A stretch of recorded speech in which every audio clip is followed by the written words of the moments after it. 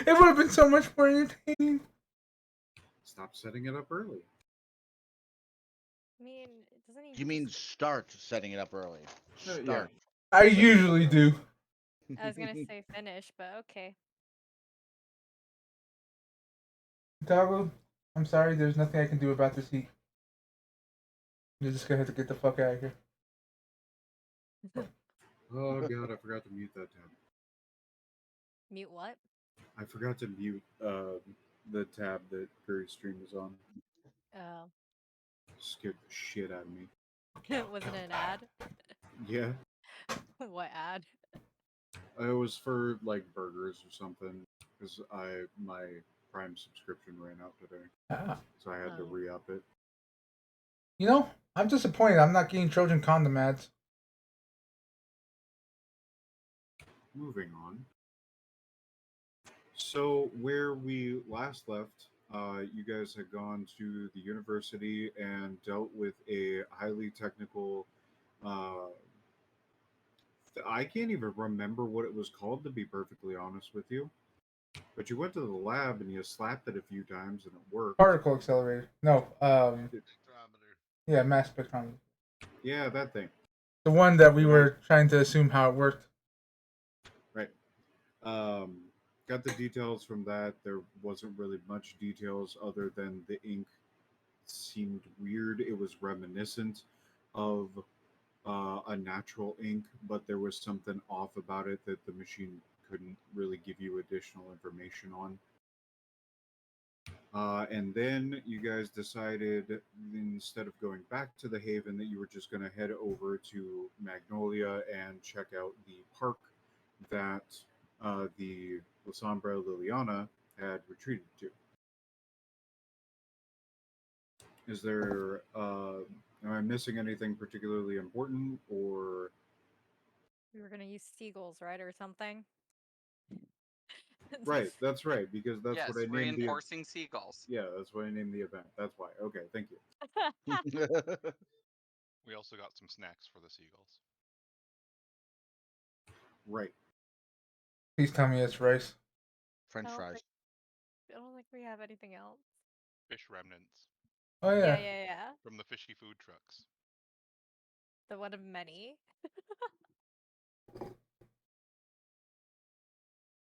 Okay.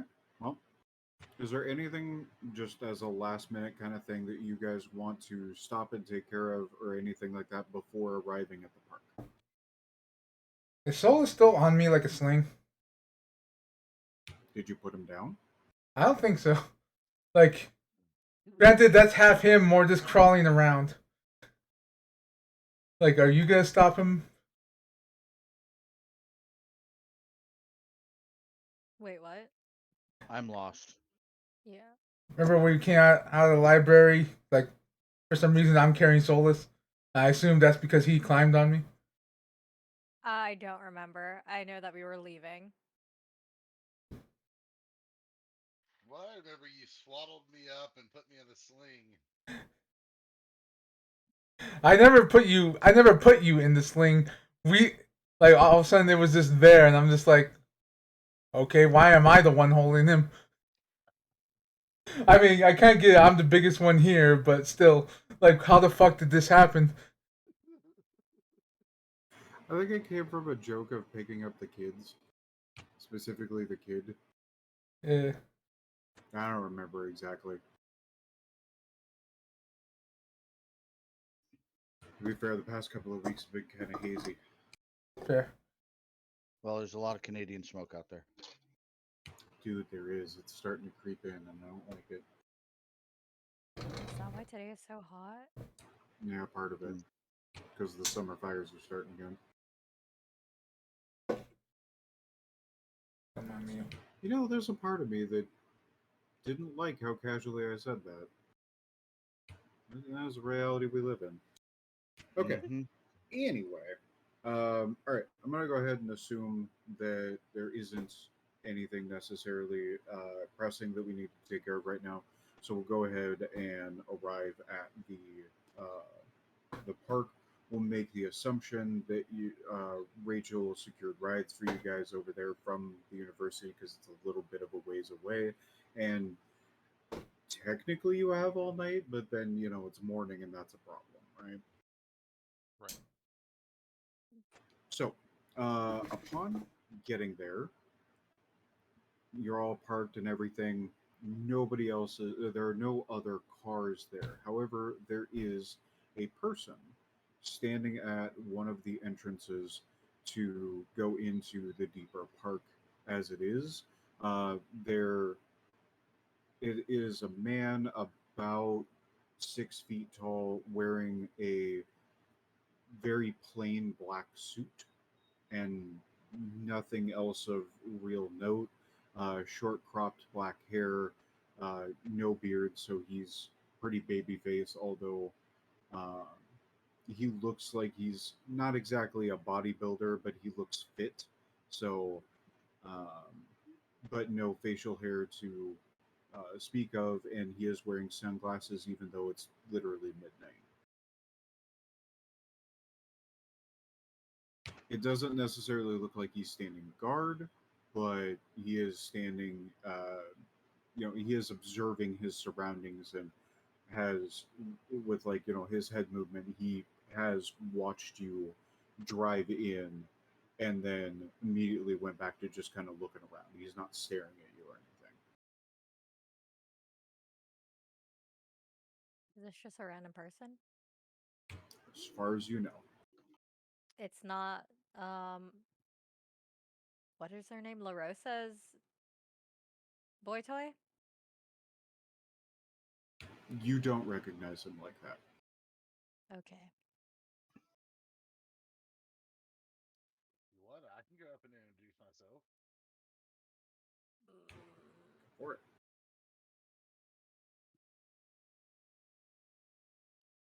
Okay, well, I guess I'll hop off of uh, John's lap and hop out of the car and be like, "Hey, have you heard that the seagulls smell you?" Did they get quieter? Yeah, he got very quiet. Okay. Ye- Yeah, is your mic okay? Okay, is that better? A little bit. I think my headset says going out with it. There you go. Yeah, that's good. I'll hop out and I'll be like, "So, have you heard? The seagulls, they smell us and they're coming for us. How are you doing tonight?" He he looks at you very nervously, like he kind of grimaces a little bit, and pulls back his head, but he doesn't move away from you or anything. I'm doing pretty okay. I didn't even know that seagulls could smell. That's a little weird. Anyway, um, do you know where John is? I think you're with in his friend group or something, right?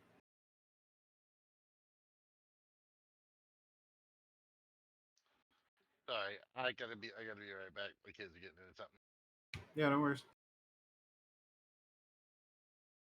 Okay, we'll skip over that and come back to it. So let's go on with the rest of you guys. So you've filed out of the car or the vehicles at this point. How would you like to proceed?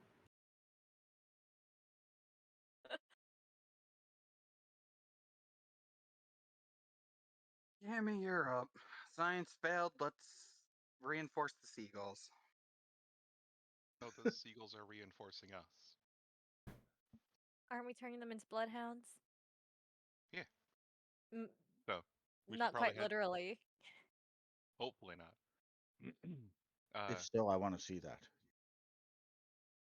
That actually might be more up Stolen's alley.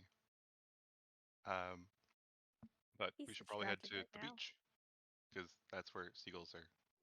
I just imagine in the interim, like because he had to go, okay, his character's just like scurrying around in a circle around him, sniffing.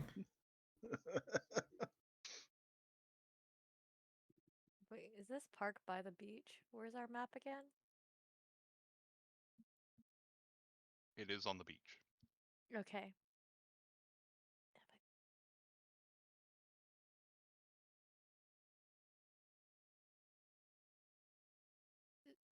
So I'm assuming the group of us are just gonna go to this beach and find seagulls now, right? Would there be seagulls at this time of night? I can probably wake him up. Okay, there's a question that I just need to answer now. Where do you think they go? Hold on, the thing I'm typing is, are seagulls nocturnal? The I don't know. I've never seen seagulls at night, or nocturnal. at least not active. And it's filming a beach in San Diego. Okay, So like, so yeah, they are daytime animals. You I get mean, it? I've been assuming that the animalism stuff at least lets me reach out for things that aren't normally awake during the day or during the night, because otherwise it's not the best thing ever. And it specifically talks about talking to stuff that's not nocturnal in the description. So I just assume it might be a harder check to get them to show up. Well, okay. Here's the better question. Where do you find sleeping seagulls? Have you not seen them before? No, Is it I just live in because the you middle of a like desert. Take two guesses how much I've seen seagulls in my life. are there no large bodies of water anywhere near you? Because that kind of No, sucks. I'm in the middle of a desert. Eastern Washington has some areas that are pretty deserty for most of the year, but like if you're anywhere near a lake, then seagulls will show up like within about 50 miles of there, anywhere someone might have any kind of snack food. It's kind of horrifying to be at like a rest stop on the freeway in the middle of this parched, arid area, no water visible for miles, no other stops anywhere for like 30 miles in either direction, and the rest stop is just entirely full of seagulls waiting for someone to drop a chip. that sounds terrifying. It is. Mm. And then during the night, they just go off a ways away, usually somewhere relatively open, and just sit there. All right, so On the So, coast, they're usually in like dunes and shit. so I posted two pictures in the Seattle map tab. The first one is just the general layout taken from Google Maps because simple, and then the second one is the actual map of the park itself from their website. So I did miss the mark a little bit, slightly, with the "You Are Here" circle that I posted on the first one, but you guys are at the north parking lot. okay. And I I'd gotta remember honestly the. forgotten about the treatment plant out there. Is this a public park and you can just walk at any time? Well, technically, yes. There is a like citywide rule that after dark you're not allowed in public parks anymore. Which I is did real fun to not discuss when know. you're super drunk. Ask me how I know. I bet it is. Uh, whose territory is this again? The roast? This Baron LaRosa. is far from Cap Hill. Damn. Wait, no, she doesn't technically own Cap Hill. Right. Um, Oh shit. Be right back. seems This like a kind of. pretty big park. It is. But Hence the seagulls. for the beach, it looks like I want to head towards the trail that heads towards the lighthouse for the most beachy area.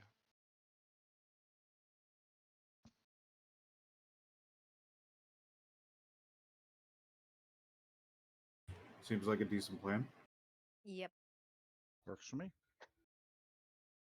Are we waiting for Solon to continue his dialogue with the guy who wants to talk to John? I really hope so. I'm sure we can make it back with him talking nonsense still. It's true, but I don't really I want to want- leave him unattended. Oh, I'm That back, is by the way. fair. Okay. I thought y'all heard me. I'm sorry. No, you're good, homie. Okay, so let's go ahead and go back to the conversation between Rando in a suit and Solon. So he had just finished being very weirded out by you and asking you where John was. John. Oh, I don't I don't know the John. But is it the John that you know or the John that I know? Because there are Johns. I, he's a big guy, doesn't talk very much. He's really obsessed with gotcha games, Oh, work oh, security. I heard of Gotcha. I heard of Gotcha. And I'm going to John, you were the one that downloaded the game, right? I believe he's AFK right now, but yes. Okay, so I'm going to run over and just grab him by the arm, and we can continue when he comes back. I'll be like, "Come, come!" He talk about the gotcha. You know the gotcha. But he gotcha.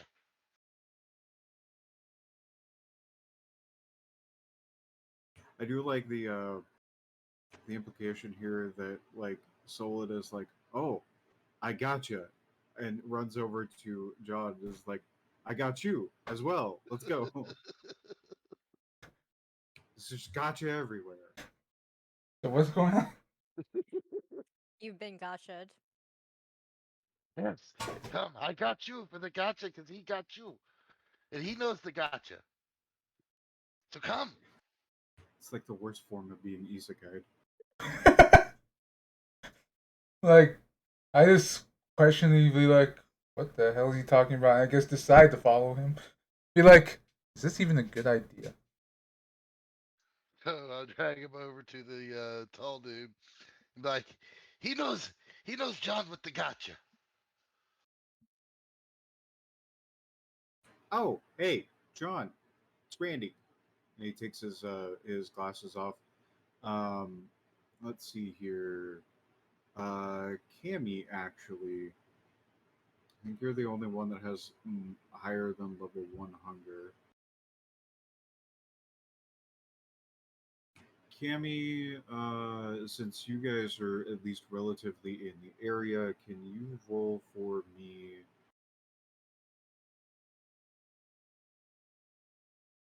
awareness and wits? I gotta remember how to do that. You click on awareness, select ability to wits, 0 for modifier, 0 for difficulty.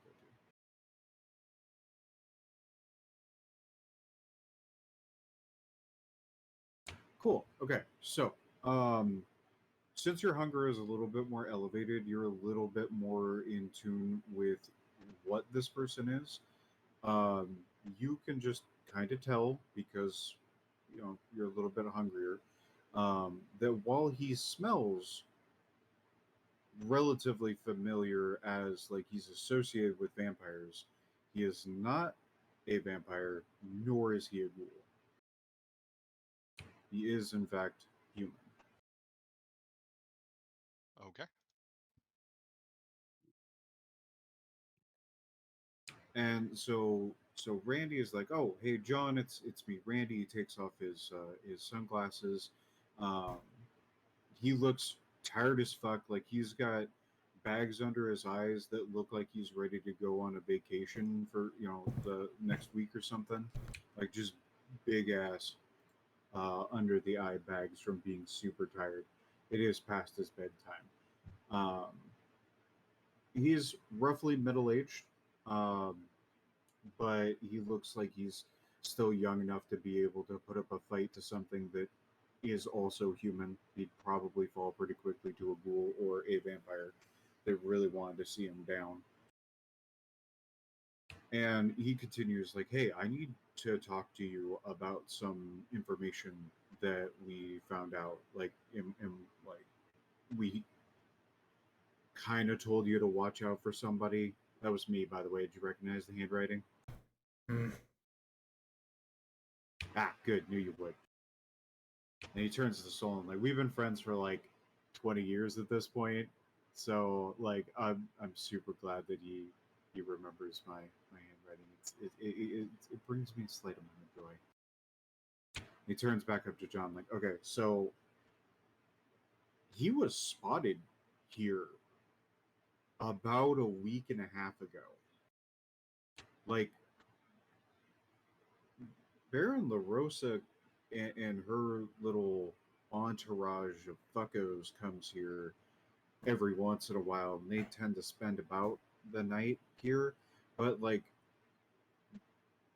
that guy was here about a week and a half ago. We caught him on the security tapes, and we didn't really put two and two together until earlier in the night. So I got dispatched to come and let you know. And if you want, I can help you guys, like escort you, keep an eye out and stuff like that if you need to. I only just got here like 20 minutes ago and figured I'd wait.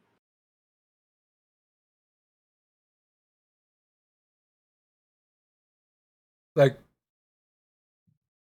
I point to the phone file. So my assumption is that you want the video footage sent to you. Yeah, the information, Okay. what they have, basically.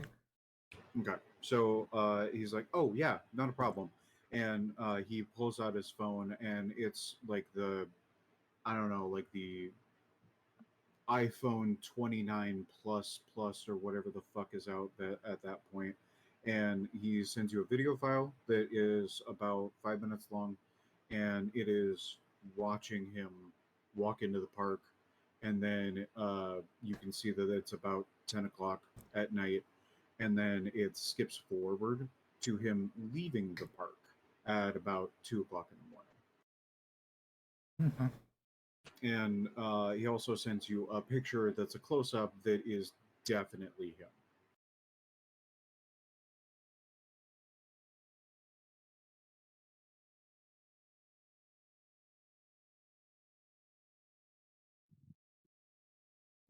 All right, but I thank him and I tell him go. Too dangerous. Are you sure? I mean, like I even and he like pulls his suit jacket open, and you can see that he's got three Kevlar vests on, one on top of the other. He's like, I came suited up, like I'm ready to go. Are you sure? That cannot be comfortable. Oh, it's super not. Right?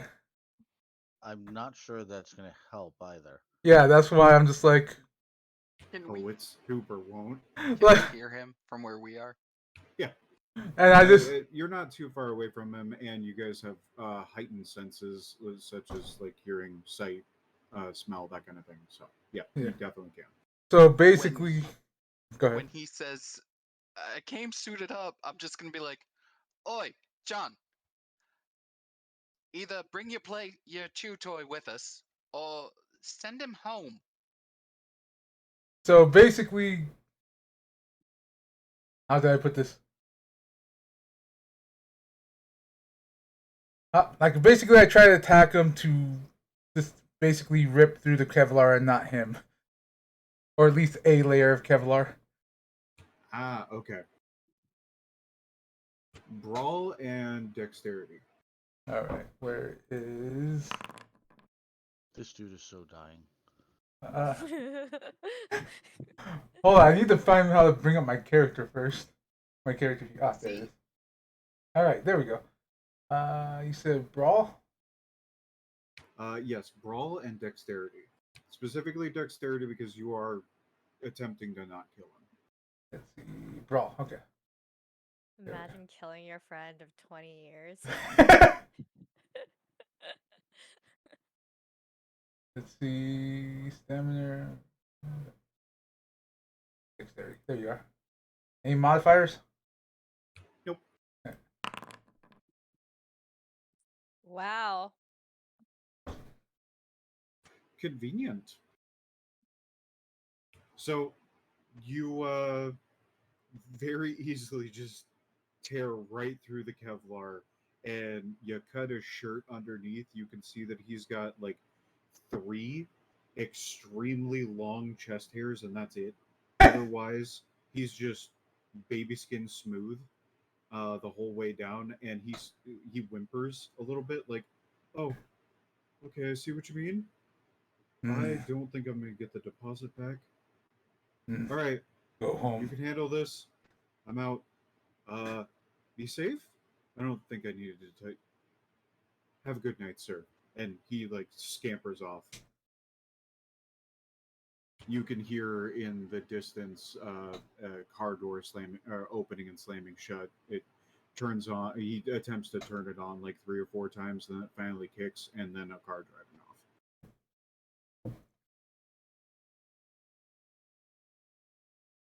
As soon as the car door shuts, I start laughing. John, you really should have paid that man's deposit. I just, I, Probably should have bought him new underwear too. I just stare and just keep on walking. I go over to, damn, what?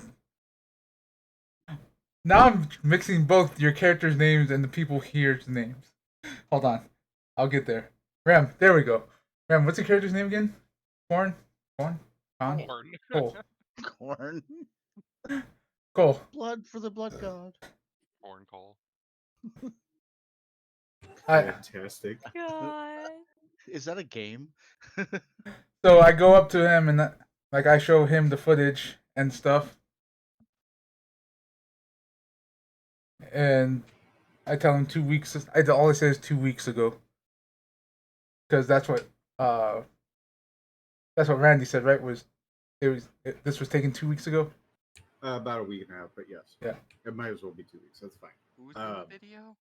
So, the video that you're watching is the video itself is of a rather lithe humanoid who is wearing with his hood up. It is a male figure walking in and then walking out.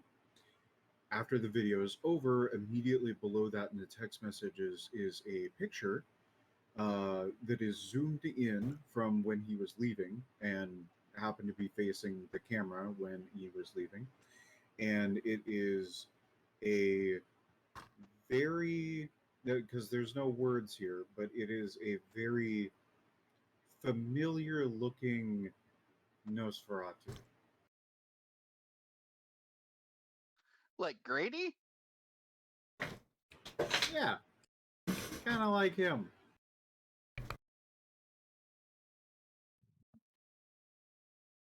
Oh. Well, that took the jam out of my donut. Show the rest of them. So I'm assuming, John, you're going to Yeah. basically pass the phone around to everybody. I was gonna So- say like, I guess motion circle, like that way it gives many people that can look at once. This is when you realize that, like, despite the actual size of Yuri's phone, because it's basically like a Motorola Razr, the actual screen is only about an inch wide and about an inch tall. We have heightened senses, but it's not that high. But anyway, Yeah. in some form, you guys do watch the video, you see the picture, and it does happen to look strikingly like Grady.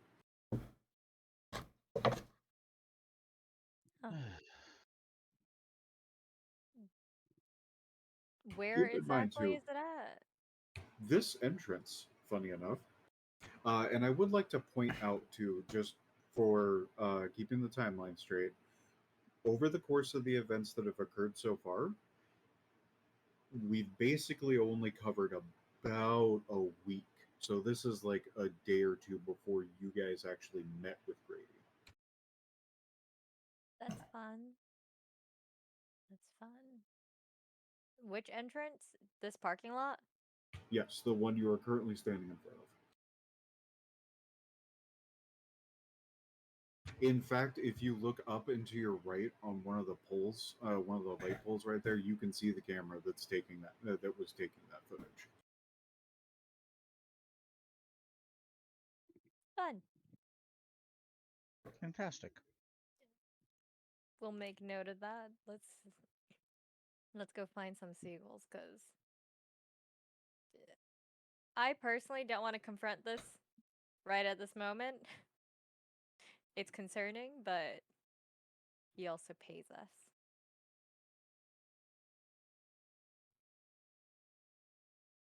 Okay.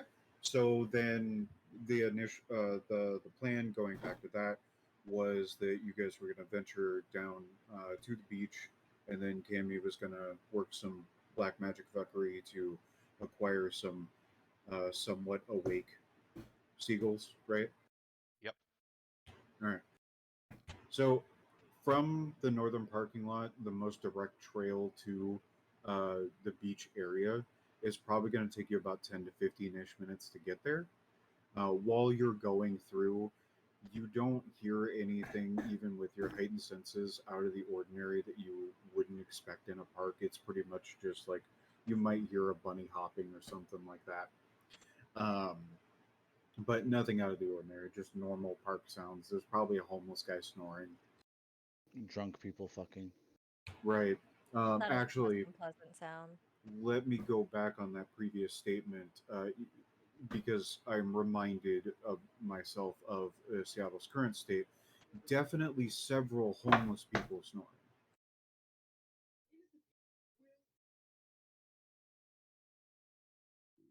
But anyway, either way, takes about 10, 15-ish minutes.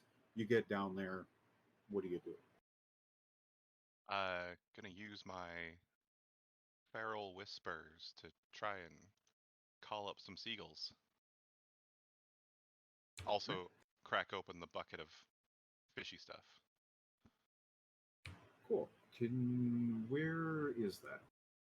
I can Ability. just put it in the chat. That works too.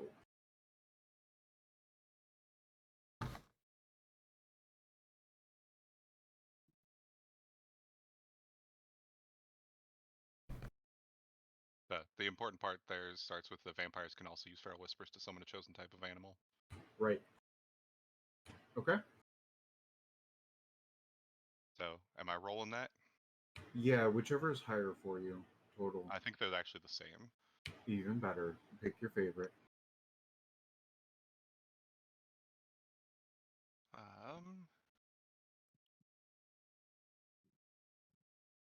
I am feeling stupid. Where is... How do I roll with animalism? Where is animalism on the sheet? Oh, okay. Got it. I found it. Okay.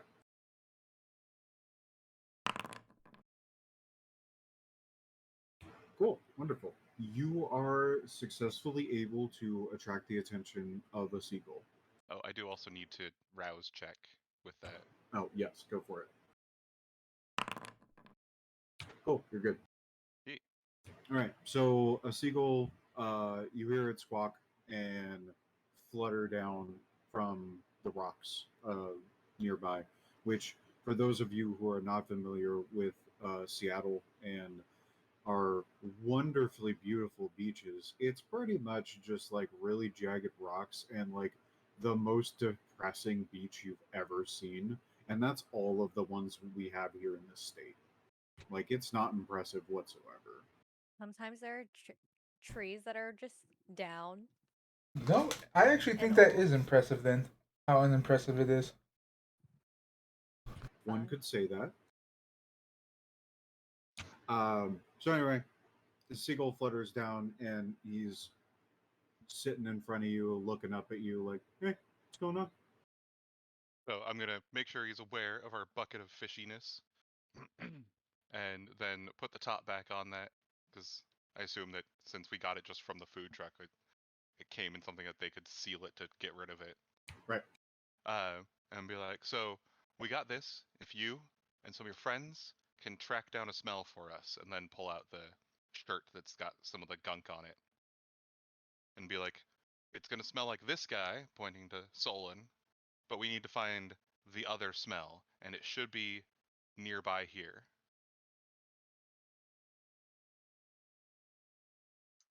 So, do you want me to go away so that I don't interfere with the smell? I think it's better if you stay where Oh, you are. Can I use disappear without a trace to do that? That doesn't affect anything but sight, if I'm not mistaken. Yes, I believe that's correct. Okay, well, I'll just stay here then. I'll plop down and actually, is there any fireflies out? We do not have fireflies around here. No. Oh, I have never seen fireflies in my life. oh, they're awesome. Go Yeah, chase they them. are. They're really cool.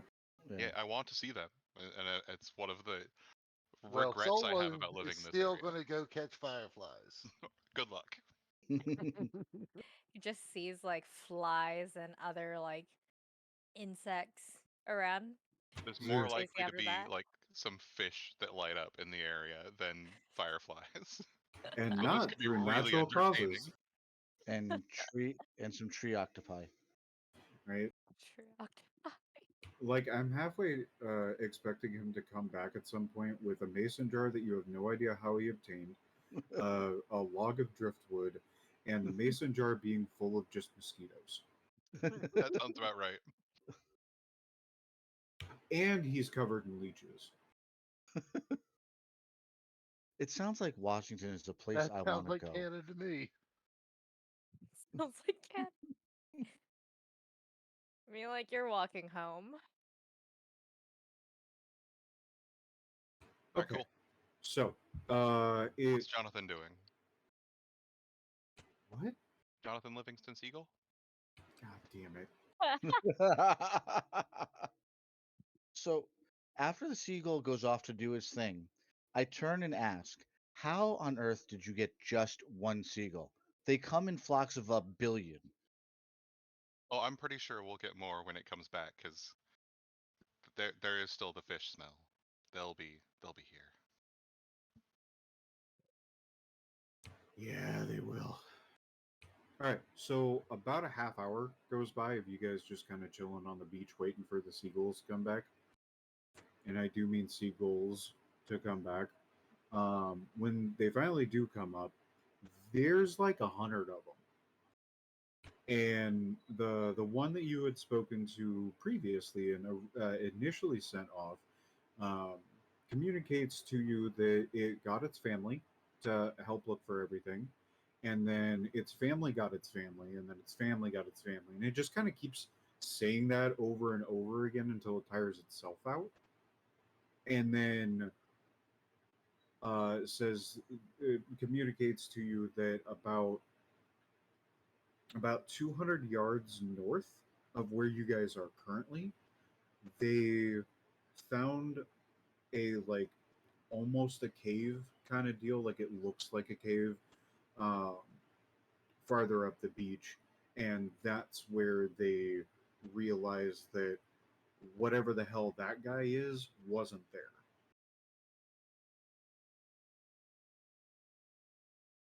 Okay. Um. So they did follow a scent there, and then it Yes. like, and it's whatever they smelled is not currently there. No. So, sorry, I could have explained that better. So the part of what you had them smell that smells like Solon Hmm. is not there. The rest of it is there. Okay. However, they didn't investigate any further than that. So, like, they just know that the smell that you're looking for is in that location. Sweet. I'm gonna open up the bucket and kick it over towards the water, because I don't want to spill it on me. Right. And So- tell them to go for it. So Oh. how's it going, Seagull Mancer? Apparently we got a cave about 200 yards that way, and it sounds like our friend might be there currently. I need you to understand that I despise everything about this. What, not happy about the blood hunter seagulls? Science didn't work? There is one seagull that's not going hog nuts that's giving Cole the stink eye.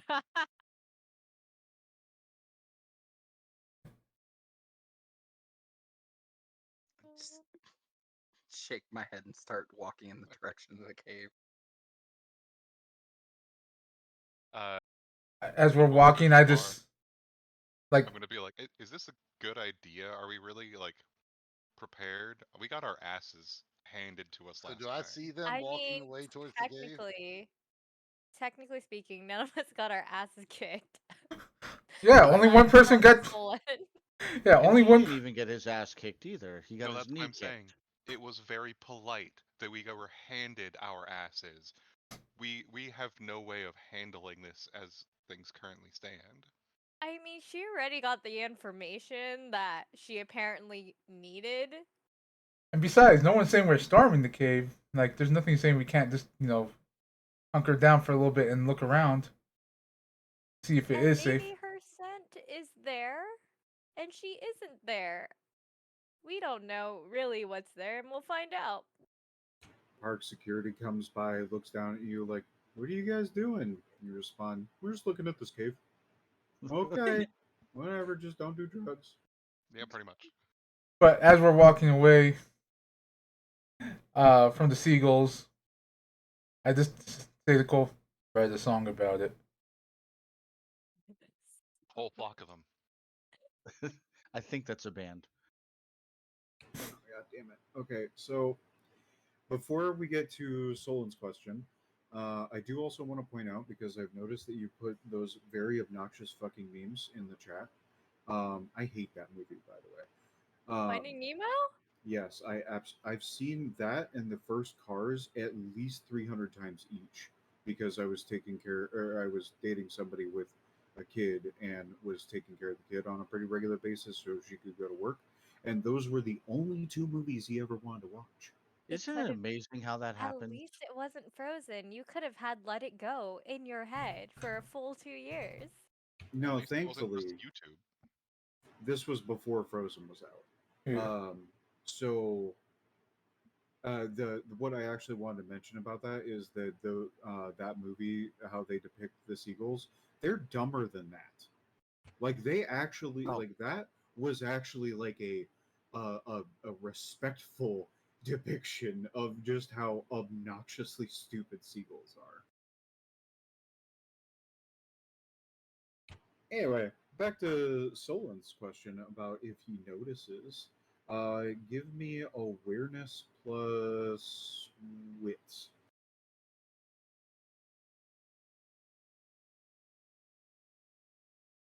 One second, finding it.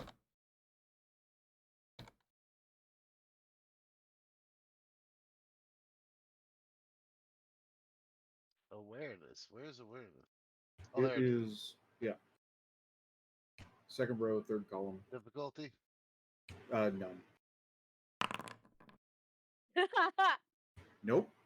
You don't notice anything other than there are some really weird looking spiders out here. Oh God. I will start trying to shove them in my pocket.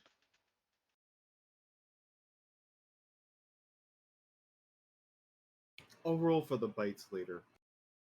Okay. Really is a kid. Holy shit! Can do. Are we affected by like venom from insects, snakes? Does that shit still affect us? So, not in the same way that a normal human would be. Like, you do still technically have a circulatory system, but it's more of like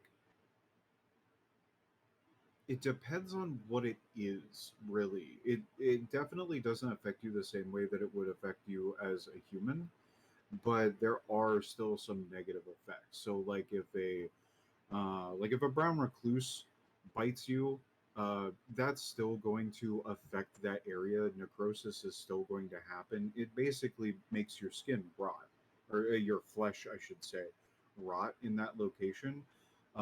So it might be less pronounced, or it might take a little bit longer for it to have an effect on you in the first place, but it's still going to affect you eventually, Okay, good to know. as an example. Yep. So, what about doing drugs then? I had to ask the question now. Like, A similar deal with alcohol. The the physical consumption part of it, if you were to, like, depending on how you're consuming the thing, right, does matter for the purposes of as you would consume a food or drink item that is normal to humans. So if you're eating an edible, for example, it would be treated just like any other food. The effects, however, are, you basically have to go way more hardcore with it. And in fact, a lot of drug use among kindred is specialized drugs that have been found over hundreds of years to have that heightened effect that allows vampires to be able to do that kind of thing. And usually in doses that would just kill a normal human. Even somebody like Ozzy Osbourne would just die by looking at the amount of dose. The book also calls out specifically seeking out addicts if you need to get a fix as kindred. Right. Because you can also get that from, like, say, you find a base head and you feed off of the base head, you will eventually feel the effects of the drugs, the cocktail that that guy's on. Gives new meaning to um, contact high.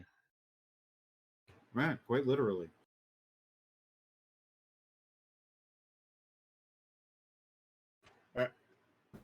Any other questions of relevant importance, just in case? I'm okay for now. All right, cool. So, it doesn't take you too long. You eventually find said cave. It's it's a cave. There's rocks. The beach leads up to it. Nothing terribly spectacular. There doesn't seem to be any unique identifiable features from the outside, as far as you can tell just by looking at it. You now know where it is. So, for reference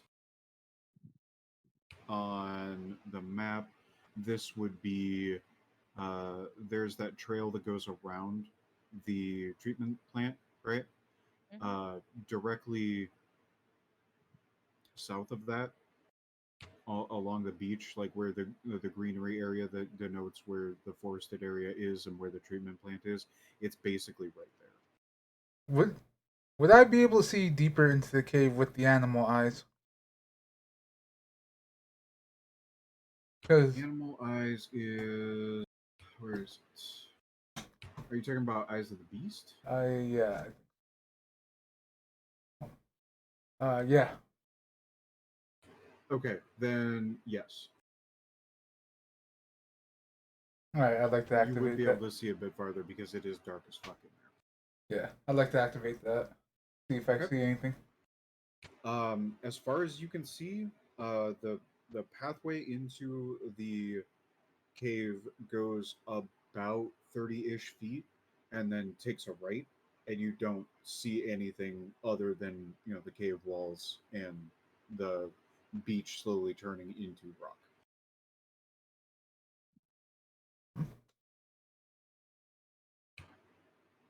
Actually, hmm, now that I reread this, I apologize. You do see something slightly different from what I described. You also see the addition of a few spots of that inky substance that are kind of like splattered around a little bit. Like, there's not very much of it, um, but there's like a couple of spots along the ground, inside the actual cave itself, and some of it on the walls of the cave. All right, I basically tell the group, ink in cave.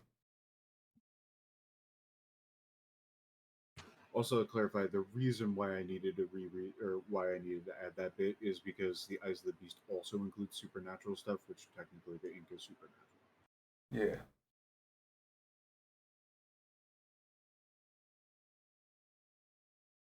No one else so we in got there. the right place. Path.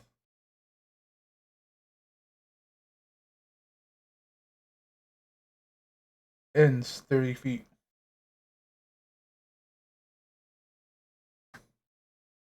What's that in real people measurement? Say real people measurement. 10 meters. Can I roll to throw him about 30 feet?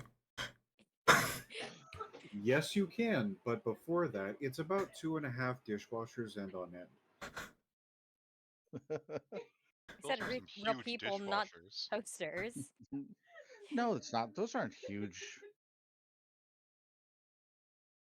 I mean, yeah, I guess they are kind of huge. You need like 6 of them. Like, That's not the point of the joke, but okay. I know what I know. All right. I just feel now that I need to measure our dishwasher to see how big it is. like about 10, about 12 guitars long. Like that really depends on the guitar, but 12 guitars and a ukulele. oh, guitars. Okay. Yanks. It's like a tree on its side. A big tree. About a 30-foot tall tree. About a single bound of a tree octopi. So are you throwing our Brit? I love that the tree octopi now has a threat range of 30 feet.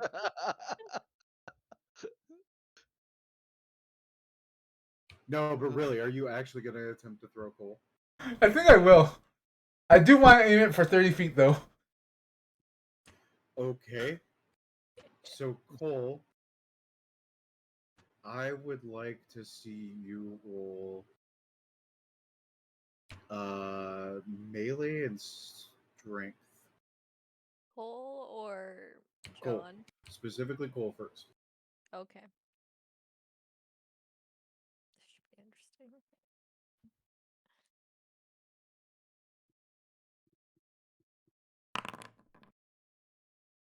Okay.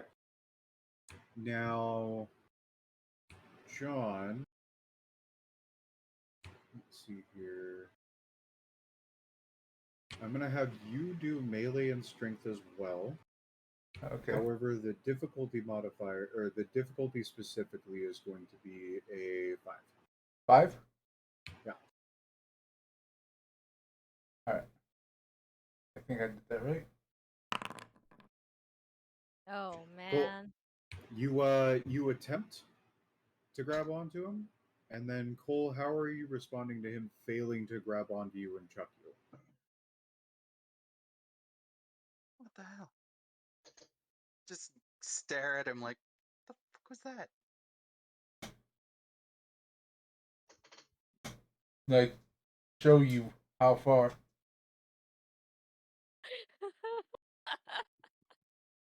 Shem. Hey Shem, that unicorn's making a run for it. What's the one about with unicorns? I don't know. Something about unicorns in her ass. I'm just letting it go. Oh, I've also played The Witcher. All I heard was unicorns making a run for it. Yeah, I need to finish it too. There's so many things going on. Yeah, it just gets worse every second. Has anyone watched the new season yet? No. No. Friend of mine just told me today that it was out though. I don't know. It didn't catch my attention. I watched the first few episodes and I was like, it's alright, but nothing I'm paying attention to. Huh? This season or the whole show? The first season. Okay. Oh, you got to kind of work through that one because that one's rough. Once you get through it, though, like the first couple, it does get better. It took 2 tries for me.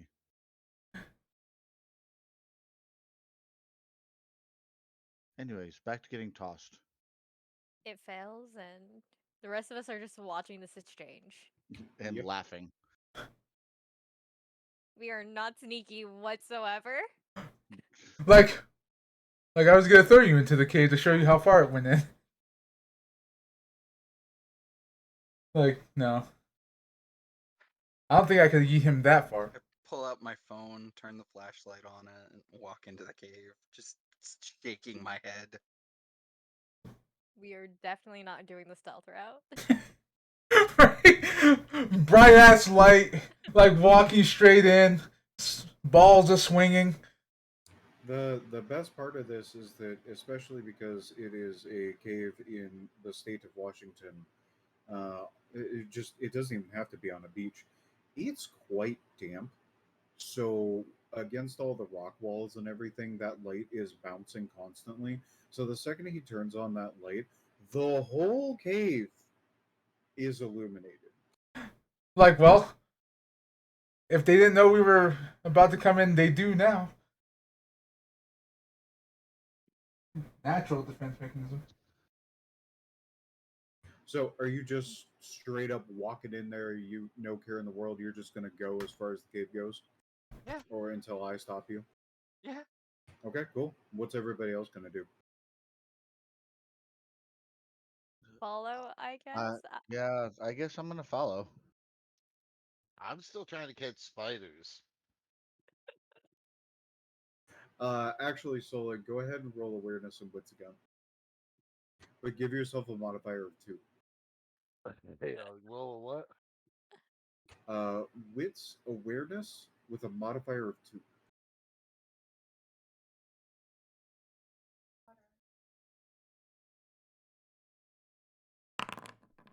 Oh, nice. Even better, because you crit that as well. You definitely notice that you're alone, and you happen to clock where they went, so you'll be able to catch up to them if you choose to follow after them. Well, have I collected any spiders yet? 7. Spiders? Then yes, I'm gonna run back and show everybody. Oh, we're definitely even less sneaky. So I'm just gonna be running up. Hey guys, look at my new friends. Look at them. They're fuzzy. Fuzzy. Oh, you went with those spiders. Are they? Are the hairs not all uniform in length? I'm I reach my hand in my pocket and I just pull both hands into each pocket. I just pull them out and I like double hand show. Here, look.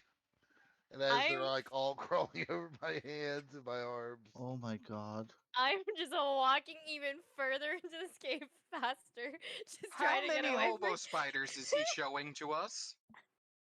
They're not. They're not.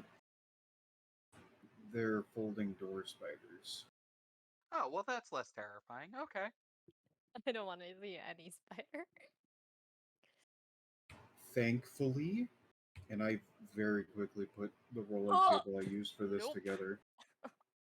Um, Thankfully, they are not dangerous all that much to normal humans, even in the first place. So even if he gets bit up, it's not going to hurt him too bad. Anu apparently doesn't like them either. Anu is smart. I mean, he'd just eat it. Just All run right. away from these spiders. Well, Corin's definitely in the cave now. I'm just full on using the light that Cole ended up making reflecting everywhere. I'm just gonna go in. He turned the cave into an inverted disco ball. Yeah, basically. And that's how I figured Solon found us. The caramel So- dancing in the waves. That's a great mental image, but who isn't going in the cage? Let's go with that. Did you say Or cage? cave. I mean, it could be a cage. Who? Foreshadowing. It's not. Honestly, it's not. I would be much less subtle about a cage. I'm staying outside, Same. considering I've been iffy on the whole like coming to check this out anyway. Yeah, I'm staying out as well. I'm going in. Only two things happen in caves, Well, and I'm neither of going them are in, good. I guess, since I'm here now. Sorry, did you say you were going in? I am going in. Okay, so we have Cole, Corin, Solon, and John going into the cave, and then Cammy and Ken are staying out. Correct? Gonna turn to Solon as he Yes. starts to walk in. Okay. She wants stuff out of your head, right? But she already knows what I don't know that we know. I'm gonna This- pretend that that made sense. So she already got the information out of you that she needed? I'll just look at him, cock my head, and shrug. At this point, we're just gonna fuck around and find out. You know what? Yeah, whatever. More the merrier. Let's go. Still eyeballing me. I mean, if y'all think it's a good idea I stay outside, then I can keep them entertained with my spiders. If you think that's better, then I'll stay out there with them. That's fine. Honestly, if she's already got the information out of you that she needed, I don't really care then. Like it doesn't make sense to leave you outside in that regard. Then I'm coming with you, me and my fuzzy friends. Fucking spiders. I would like to point out that at this point, the spiders have gone underneath his shirt. I'm just like You cringing the mean the entire fishnet time. shirt? Yeah, like you can Oh, that's so hard. see them like go underneath, like in through the holes of his fishnet shirt, and just kind of like spread and explore his torso. Oh. I'm just avoiding looking at Solon. I like refuse to acknowledge his presence. I don't want to look at that entire mess. No. The next time Solon smiles at you, one of the spiders comes from out of his mouth and up into his hair. Nope. Avoiding it. Listen, y'all motherfuckers started the damn spider thing in the last campaign or in the other campaign. I'm continuing. They that. were psychotic and adorable. And they fixed our ship. How do you know this one doesn't fix your ship? So we don't have one. Maybe they'll fix his shirt. Yeah, they could. It silk. Yeah. They weave me a new shirt based around the fishnet. Jesus Christ. I mean, if you stayed out here, I now have several more questions about these spiders. Question: are they all female now? Because it's a female that spins the silk and stuff. I can absolutely assure you that you do not have the proper setup inside this cave, even if you rolled really well, to properly discern the gender of these spiders or the sex of these spiders. Big bulb on the butt. If they have a bulbous butt, they're female. If they don't, they're male. At least for most spiders. Unless these ones are different. I'm gonna be honest with you. I have a fear of spiders, and I'm not about to re-Google search them. So we're gonna go with yeah, they're all female, and we're gonna move on from this question because I already feel itchy. Okay. How far along are we in this fucking cave? Considering the conversation you guys have been having, not at all. So now that you guys have decided to split the party, the four of you that are venturing in, Again, about 30 feet in, it turns off to the right. It kind of winds a little bit, but in total, you're maybe about 80 feet in before you come to a larger room kind of area. In the area, especially since it's illuminated, so you guys can see literally everything. What you find here is a rock that has been removed from the wall and is positioned so that it's kind of like a table, and it's got uh, like a not a sheet, but like a tarp over the top of it, and it's got some books and some papers and a box of stuff on it, and then relatively close to it on the opposite side of that particular area, there is a very large ceramic pot, like that has a lid on it that is slightly open. And by large, I mean large enough for one of you, not maybe not John, but like Cole or Corin, or even Solon would be able to like curl up inside of it comfortably, as comfortable as you could lay in a pot.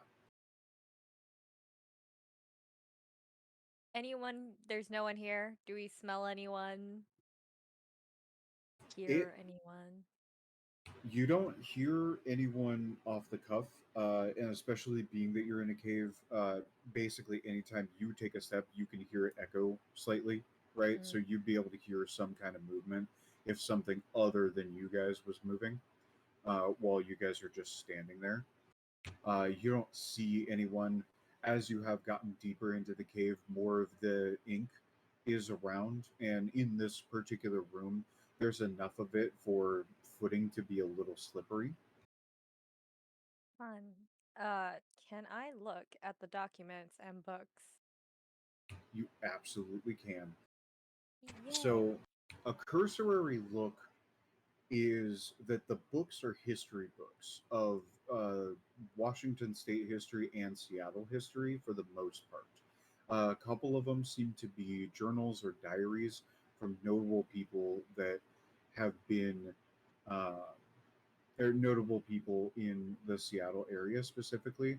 One of the books is about Arthur Denny, who is one of the. Shut up on him. Uh,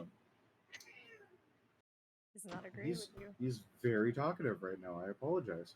Oh, good. Um, so Arthur Denny is one of the founders of Seattle, and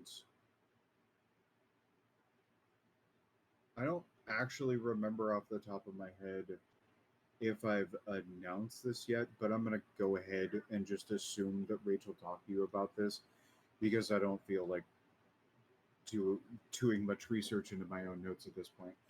But Arthur Denny is the Prince and Emerald. He is the Prince vampire of Seattle.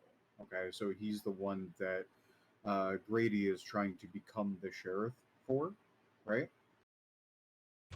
So you've got him. You've got information on Thomas Mercer. In fact, the book is an autobiography of Thomas Mercer, and it's got his face plastered on it.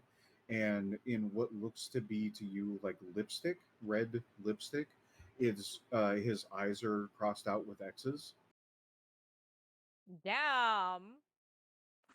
And there's also a rather small, like almost pamphlet size, like maybe it's 40 pages, little book that says that the title of it is like scratched and hard to read. It just says Duwamish. And if you flip through it a little bit, it's depicting a few battles between the vampires and the Duwamish, which are a tribe of Native Americans in the area. Well, I want to start collecting as many of these books as I can possibly carry back with me. Focusing more on things related to the forest tribe and anything of occult nature. And also, you said that there was a pot on the table, right? No, it's sitting over on the ground. It's It's a a bit big too big. pot. It's a It huge pot. it would fit Can either I me or uh Cole. like examine it to see if it was using any type of ritual of any type? You absolutely can. How would you like to do that? I was good. Um, I think I know what's in the uh, pot. and a call and I guess intelligence. All right, go for it. No difficulty.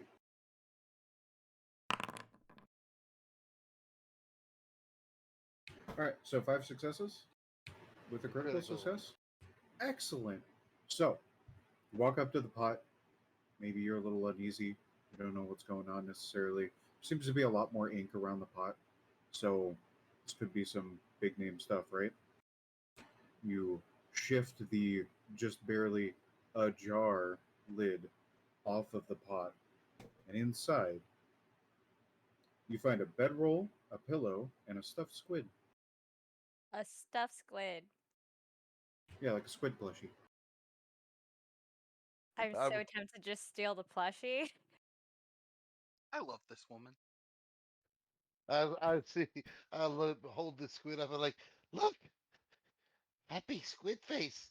No nasty squid lady. I have a question, Shaw. Uh huh. Um, I, carry my art supplies and whatnot. I have some oil paints that are toxic. Uh huh. Can I just spill them in there? Yeah.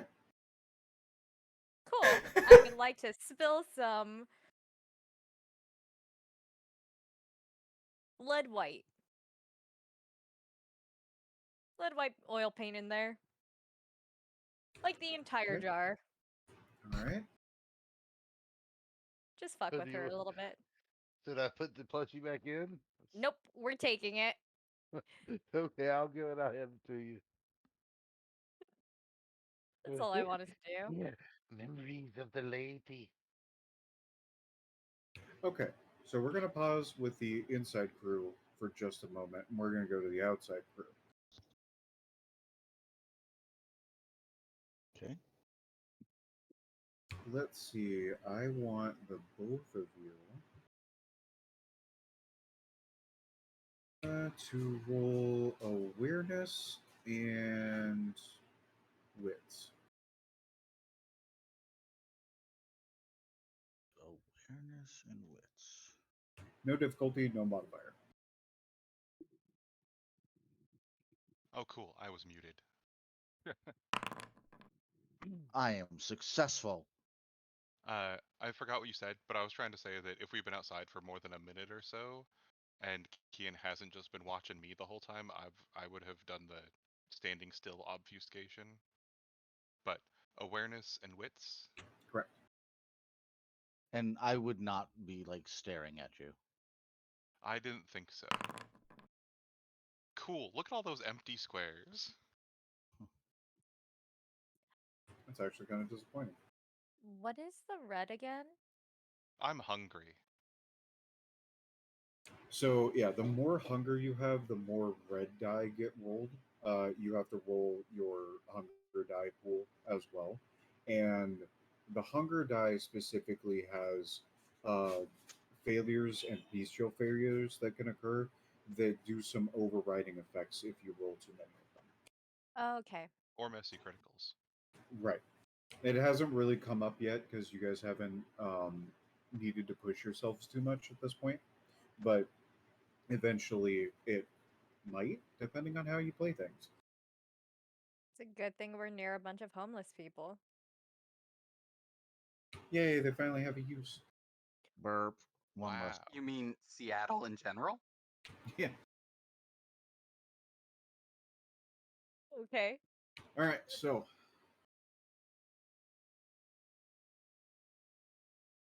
a little bit further up the embankment, um, because you guys are down on the beach, there's probably about, I'd say, about 60 feet of rock before it goes back to being at the same level as where the treatment center is and the rest of the park, all of that, right?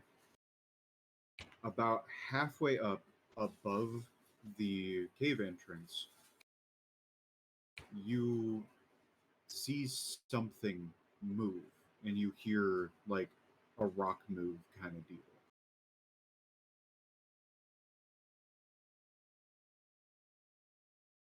How big is what we saw? From your current perspective, the amount of space that moved was probably about as big as a typical house cat.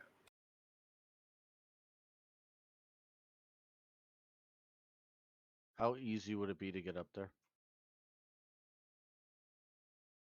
No, easy enough. Like you're absolutely capable of doing it, but the rocks are jagged and slippery, so there would be some additional difficulty getting up there. You'd have to be more careful, basically.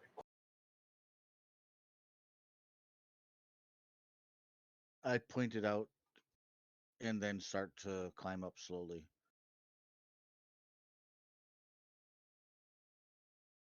Okay. Cammy, are you going to do anything about that? I'm gonna watch. Wonderful. Okay, so um, since you specified that you are going to be careful and cautious about climbing, where is. Out of Mostly because I don't want to ruin my very expensive clothing. Alright. What's up, Cole? out of curiosity, Best, where's your bird? I don't know. Somewhere around. Are you talking about the seagull? No, I have the crow, Famulus dude. Oh, yeah, okay. I forgot about that. I mean, I don't, but I usually am just like, he's off doing his own thing. I don't bother.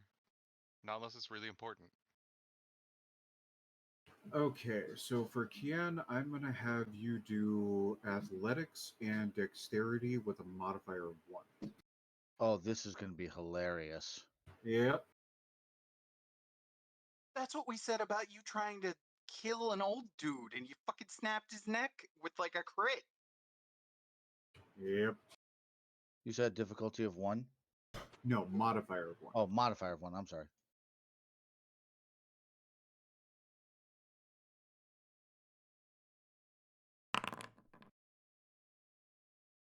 All right, cool. You're not moving up very fast, but you are moving up at the very least. You've figured out your footing at least for now, and you've probably moved about 10-ish feet, and you see a bigger, uh, probably about twice the size, kind of blurry dark object jump up and move up the wall about 10-ish feet to another perch. You said bigger, like a lot bigger? I'm just trying to imagine here. Right. So what you saw before about the size of a house cat, right? Hmm. It's now about twice that size, Okay. and it has jumped up a bit, and it's not like being aggressive towards you necessarily. It's still blurry and it's dark, so you can't see it very well.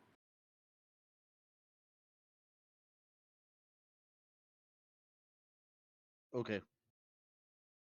I continue up, moving slowly toward where he is, or it is. Okay. Another dexterity athletics roll with a modifier of 1.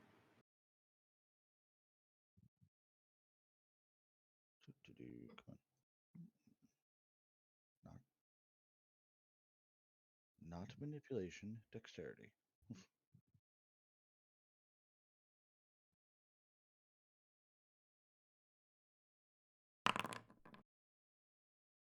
Rah, rah. Okay, so you're still capable of moving up. It is a little bit slower, but you're a little less sure of yourself going up. And it shifts again. It's about the same size as it was this time, but it shifts more farther away from you. And you hear a hiss. It's not like a cat hiss. It's and it's not really that you hear it physically. You kind of hear it like at your temples. That's not good. It's not a cat hiss so much as a squid hiss. That's not good. What? You got this.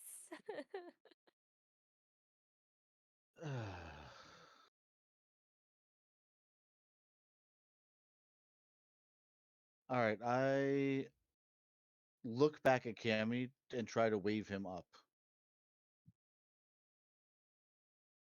Because I'm sure he probably hasn't seen this at this point.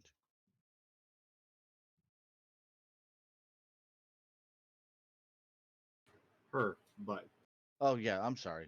you're good. All right, Genders are so hard. Considering their inky substance, wouldn't it be gender fluid?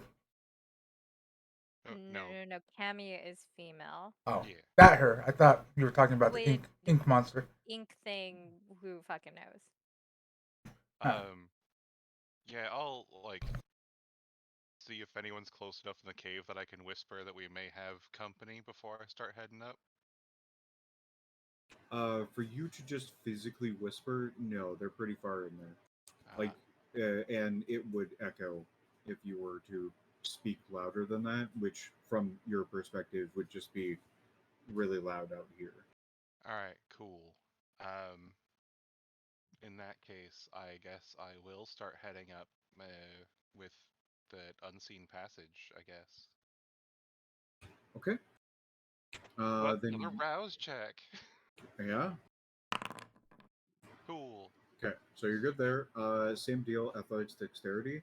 However, no modifier because you are trying to continue to stay unseen.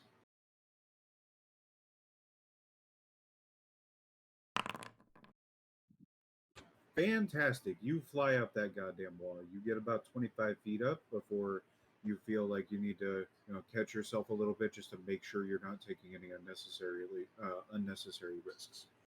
Now, the Freaking show question off.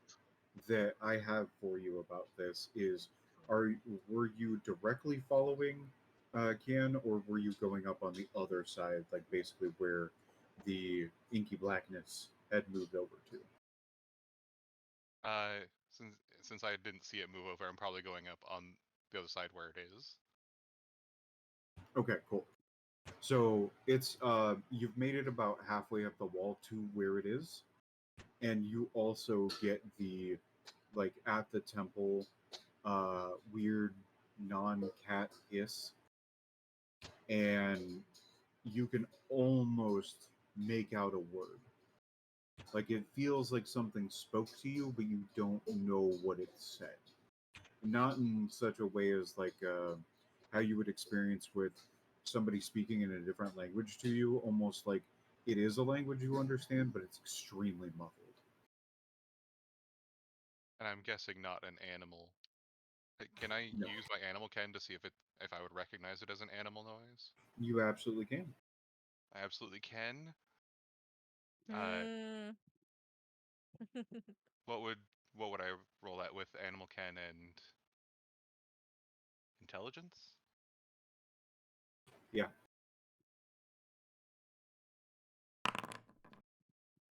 It's a new Bestial icon. failure.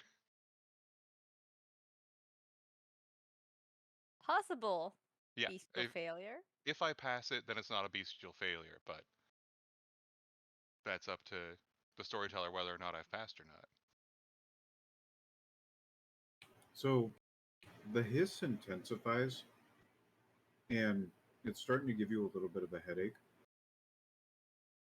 However, the word becomes a little bit clearer, and you can tell that it is being made by something that understands how to speak human language.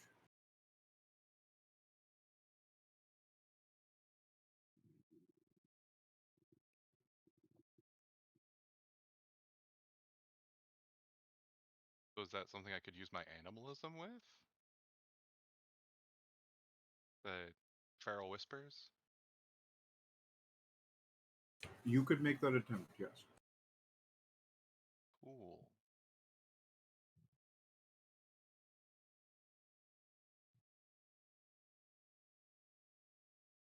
So that's charisma and animalism. And I. Right, there. That's what I do. Songs are done.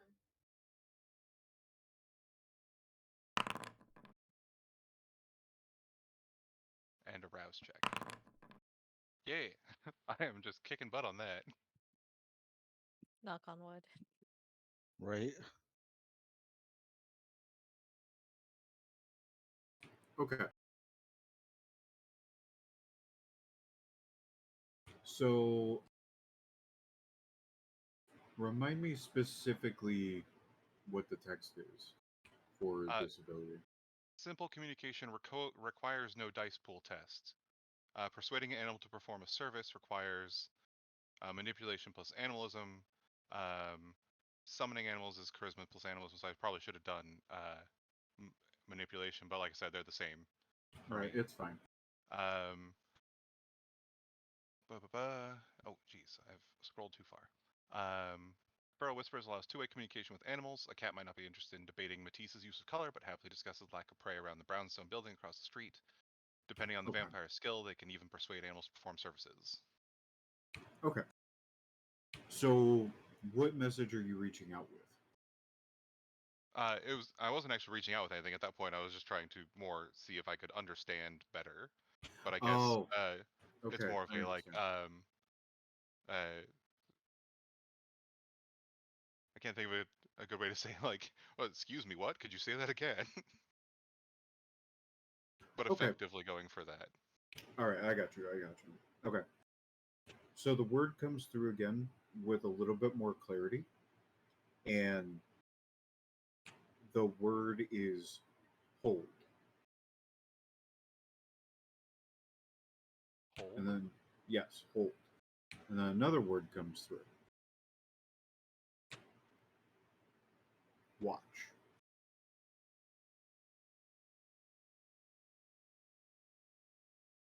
Okay.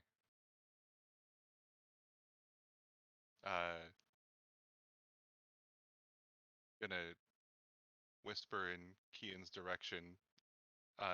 Exactly that. Hold, watch. Because I'm interpreting it as like stay where we are. And hopefully it's not we're actually supposed to hold a pocket watch or something. Oh god, that'd be a soulless thing. Right? Okay. I know it's actually the time for break. Do you want to continue for to close out this particular thing, or do you guys want to take a break right now? I'm good to continue if others are. Like, I'm kind of curious. So, I am also good.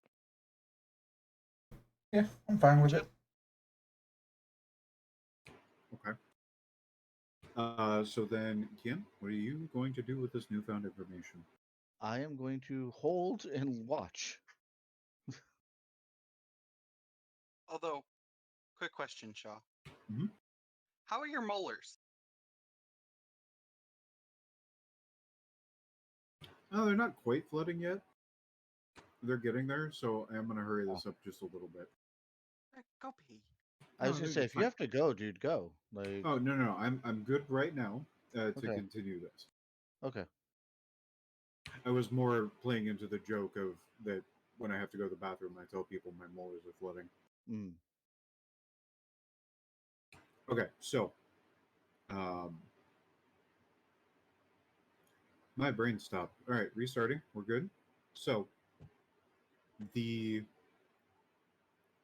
inky shadow that you guys see just above you, about 25-ish feet, a tendril starts coming across the rock into your vision, and it splits at the very tip into 5 little tendrils, and it starts to turn from black into a pale complexion of a hand, a woman's hand. Oh boy. And then peeking just behind, you see a forehead and then 2 eyes. And you hear a voice at the base of your skull, like right where your spinal cord hits your skull. Why are you here? All set up.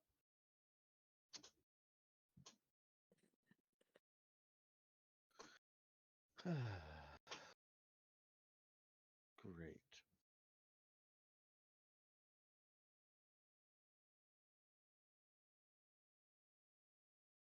So our options are we could lie.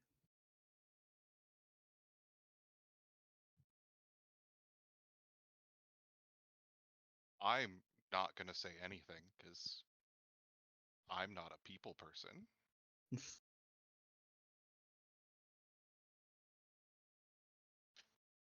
Can you turn back into the animal? I don't really talk to people. I'm sorry. Oh God. We're looking for something.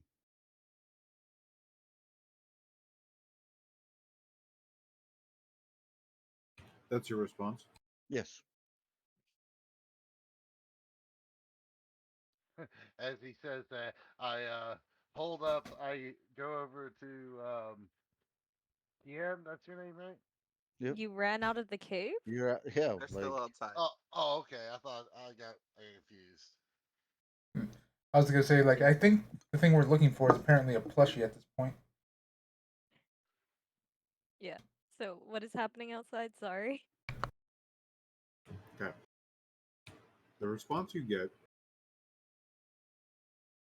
is, well, I took from you.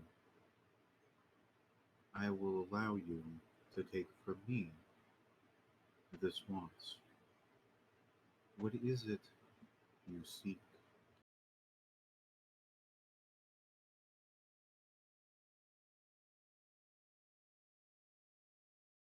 why does it have to be me? But That's you not stayed outside. yeah, my dumbass. Um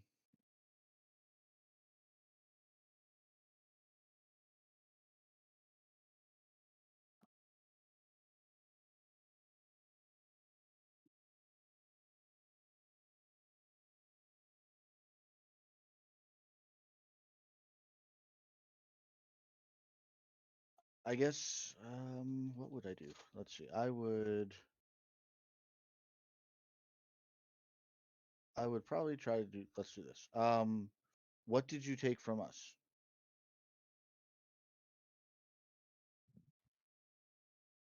So he still hasn't figured it out. I took. You see I what we're took. working with here, right? You think he would have figured it out by now?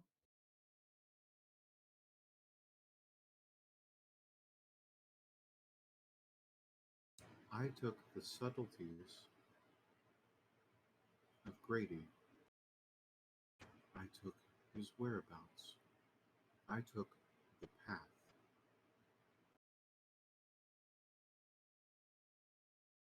Hold on, I'm writing this down. Mhm.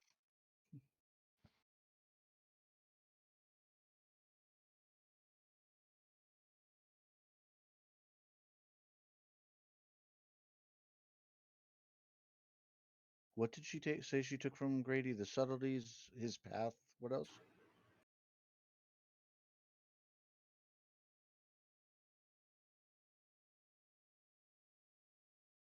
That's all that's relevant, to be fair. Okay.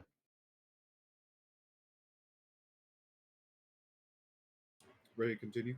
Yeah. Okay. What? She slithers down Oh. one rock forward, so she's a little bit closer to you guys. Same when she settles, she's still in the same basic where you can only see her hand and like the top of her head from your guys' perspective. Okay. Sorry, I missed that last exchange. Melly was missing. You're fine. She basically said that she took the subtleties and the path of Grady, like the information about what was going on with him, his whereabouts, that sort of thing. Okay.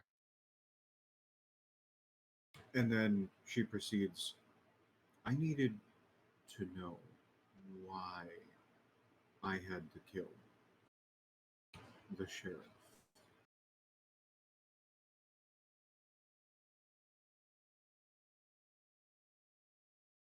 Okay, I'm confused. You killed the sheriff? but not the deputy. I don't think she shot her. I don't think I'm actually saying that part out loud.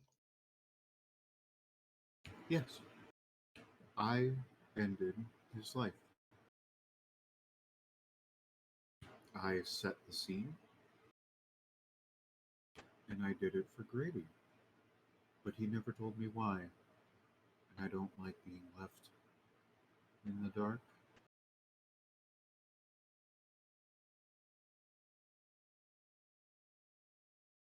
The translator that says that he's actually just going. I am confused. Wasn't just out of character for a second because I'm looking at my notes. Sure. Wasn't what's his face? Bill Nye the sheriff?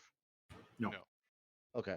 The sheriff died before we started. It's one of the Yeah. things beforehand. It's in the It's over. Got it. Yeah. Okay. Okay. Yeah. Oh, With, brain. with the squid in his bed for some reason when we checked his Oh, house. that's right. Thank you. All right. I don't know why I don't have that marked. All right. Cool. I read.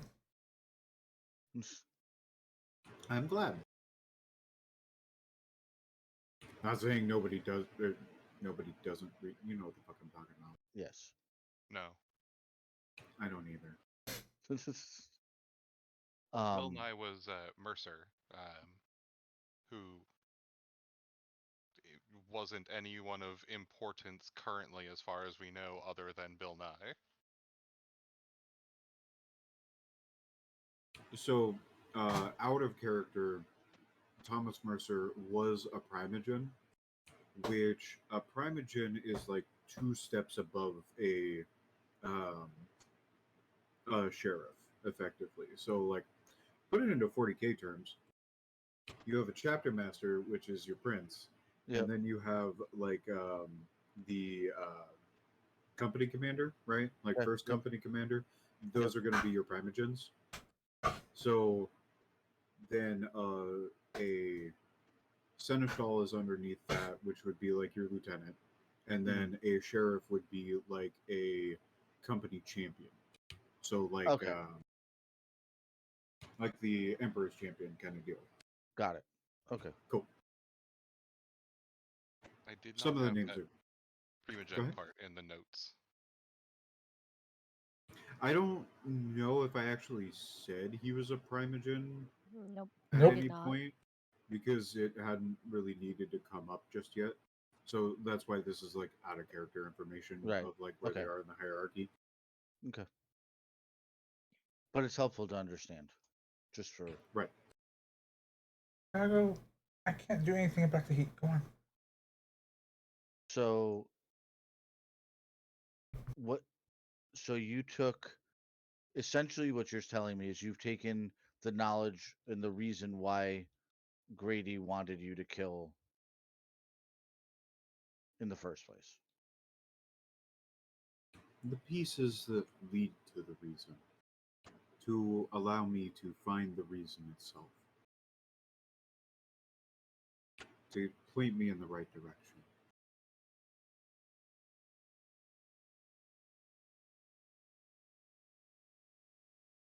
He Okay.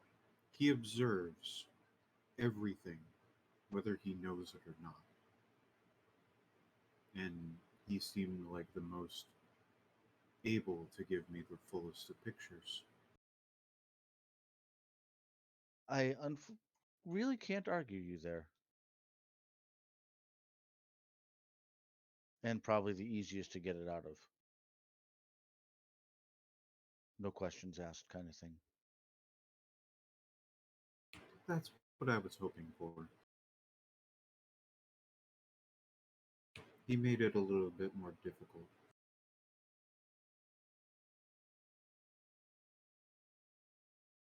Now, Are you done now?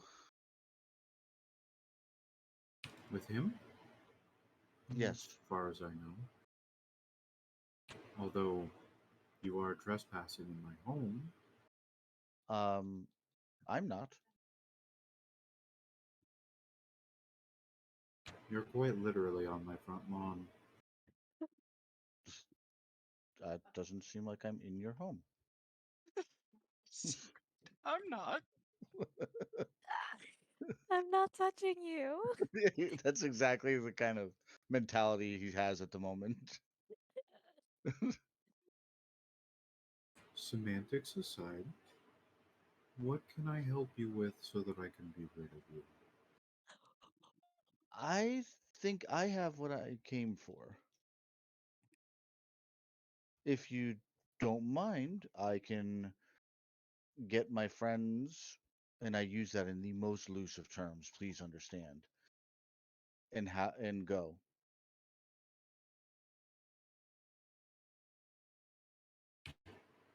Acceptable. She slithers past Cammy. She kind of pauses next to Cammy, but doesn't stop completely. She just kind of slows down real slow and then continues to slither like normal down onto the beach and stands up next to the entrance. Kimmy, let's get out of here before things go bad. Agreed. So I work my way back down. Do I need rolls for that?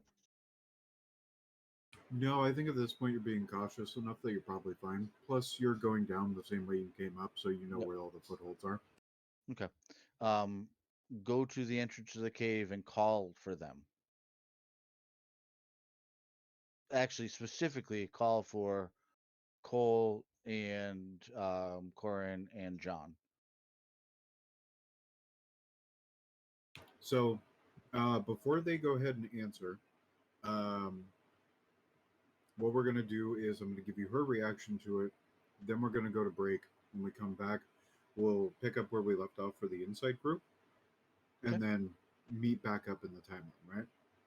Her reaction to you just yelling into the cave is to kind of like scrunch up a little bit, like her head goes down, her shoulders go up, and she kind of like she doesn't put her hands completely to where you assume her ears are, but her hands are up near her face as she looks at you wide-eyed.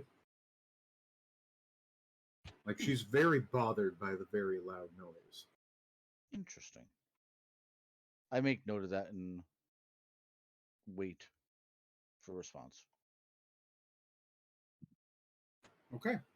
On that note, we're gonna go to break. It'll be about 10-ish minutes. So, mm, yeah, let's just go on. Like, make sure to be back on the hour. Sound good to everybody? All right. Sounds Sounds good. good. Go. She's gonna be so Sounds good. mad. Right? She's Like she's gonna be mad so at us. at you. You took her plushie. I poured paint in her fucking bedroll. Honestly, I don't think she'll care about that as much as you fucking stealing her plushie. I'm betting the plushie is what's gonna get us killed. It's fine. It's fine. Decided to fuck around and find out. All right, meeting you guys.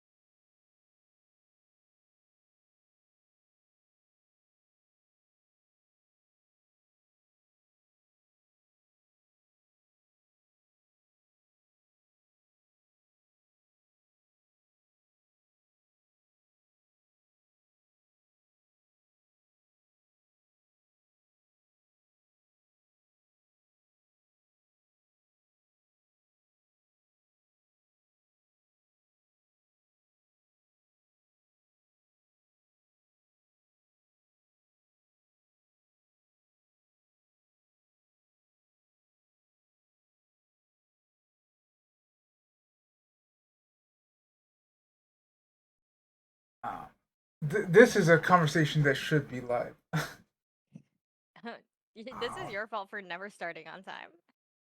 Oh, hey, I was waiting for everyone to get back to unmute because I wanted to let you guys go crazy, and that was part of Shaw's stipulations. On break, we mute. I really hate that fucking spider in the mouth gif thing. I hate it. I hate it with everything.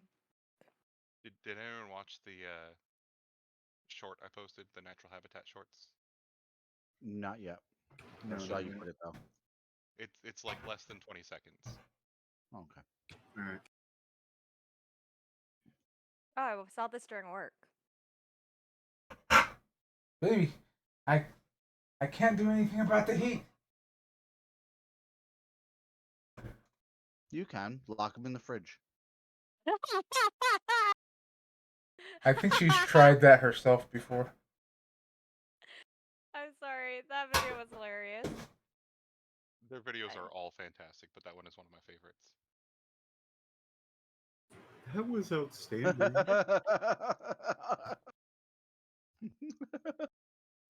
Where's the video? Sees him. It's in chat. The Chronicle chat. Okay. Above your gif of the seagull. My gift of the sequel. Yes, you put coal. Oh. Yeah. Punching. Yeah, the one right above that.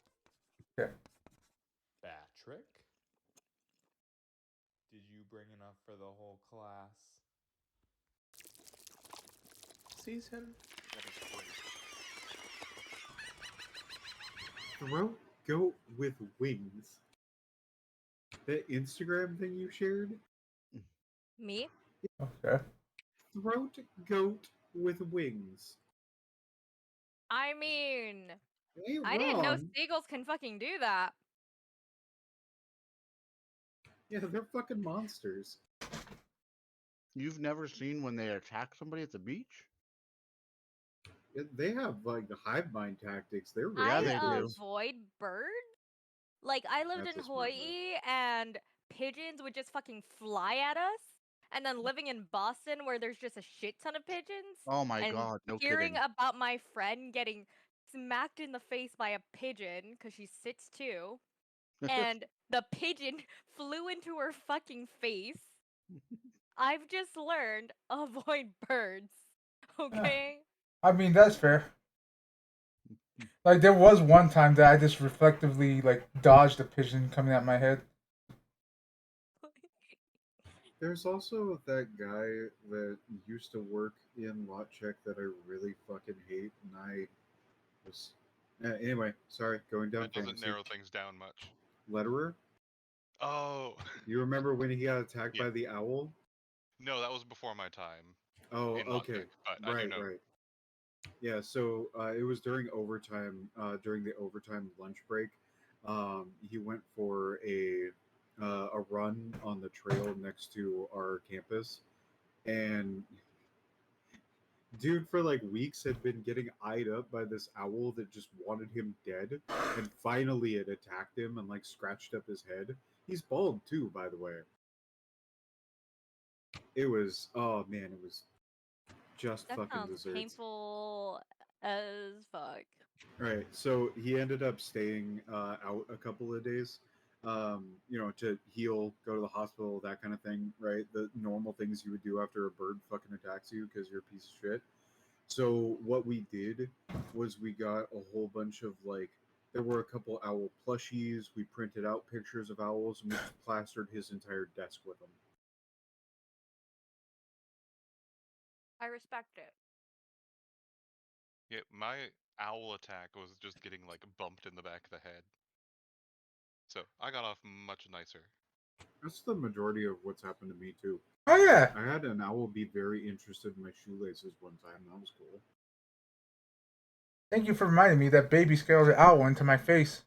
And I did the same exact thing, was dodge instinctively. Yeah, I'm talking about you. Why are you fucking up with the owls in the bush? Granted, I was about to if they didn't. But yeah, baby like was just like, "What the hell's that sound?" And like rat like attacked the bush, and the owl flew at my face, and I was like, "What the fuck?" See birds. Birds bad. Birds At are least, great. at least owls are cute. Owls are considered bad omens here. That's fair. I'll keep that in mind. Shut up. Oh. Moving on now. How long have you been waiting to use that?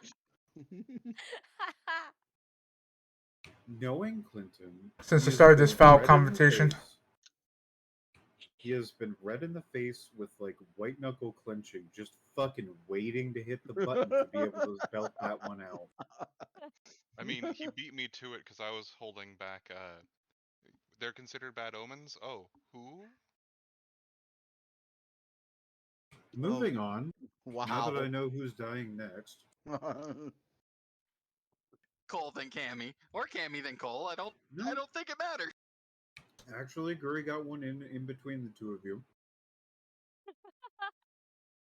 So it would be Cole, then John, then Cammy. Anyway, We'll see, getting back to goal how moving. it goes. No, that wasn't even. That was Get, bad. get, See how get. it goes. Fuck. Shaw, go, start. Please, Actually, I'm dying here. it back to the crew on the inside. The last thing you were doing was investigating the supposedly cultist activities going on in her sleeping chamber. Yep. Is that what they call it nowadays? And I would say by now I probably have an armful of books. This is gonna be funny as shit. How big is that plushie? Like what kind of plushie are we talking about, Shaw? It's a Japanese Um, one. It's about Takadachi. Actually, yeah. That's if I remember how big your taco is, it's about that size. Dude, I can't fit that in my backpack or bag. God damn, that's big. That's what she said. you are correct. Back what I said. You know what? I'm gonna fuck around and find out. Carry out this fucking plushie. Okay. I What like else it. are you guys doing in there? Question: what Oh color was God. her fucking bedroll and pillow and all that shit? Before you turned it white. Yeah. Earth tones. So her bedspread looks like it was a bukkake victim now. Correct. I'm gonna throw in some red Oh oil paints in there too. my god. Just throw in, pour the rest of that. I think Sauce Lana's on gone top. down like the path of I accept my death at this point. I may as well do as much damage as I can. You like the color red. Fine. Poland's over there like Jack Nicholson in anger management. Yes. Yes. This is gonna go well. It's gonna be Oh fantastic. my god.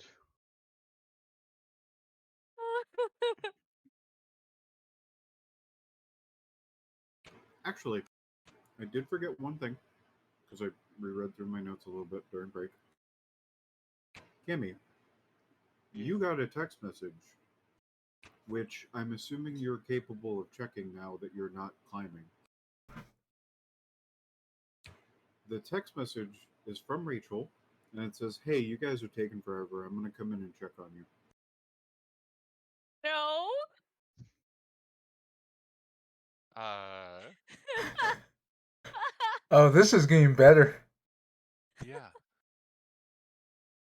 Oh yeah, no, you hit the hornet's nest. What do you mean, me? I'm not the one stealing plushies and poisoning I guess, The a royal bedroom. you.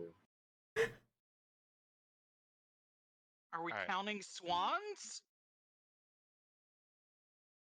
I am gonna text back like, I think we're good, and like that with a Oh, question mark at the end. I'm This so is when you excited. notice. This is when you notice after you hit send that the text message that was sent to you was sent about 20 minutes ago. Oh no. Oh, Jesus Christ. And you hear a badink off in the distance. Like, She's like 20 feet away. right? Uh, Fuck. All right. Is there anything else that you guys want to take care of on the in the inner chamber? Any more damage you can do. you got any spray paint? Like, do you want graffiti the place? Because at this point, Green oil paint. You can fucking throw that somewhere, but like, You know, we came here to get information, not we grabbed throw a information. rave. That's funny coming from you. Yeah, I'm a professional when it comes to larceny. You get in, Is that you why get you the always job get done. caught? I got caught once. By children. It's about 90%. Oh, that's completely. Have, like, they've heard me by now, right? Yes. We just choose to ignore. You know what? As a response to hearing this shout at full, not having like full blast, maybe like whatever volume will echo enough in this fucking tunnel of someone screaming, like play that video clip as a response. if you still have it on your phone. I mean, you Oh did yeah, send it to 100%. all of us. Yeah, Cole sent that shit to us. No, I sent the sound clip. Cammy Yeah. sent the video. Yeah, I would play that sound clip Oh my god. and then laugh hysterically.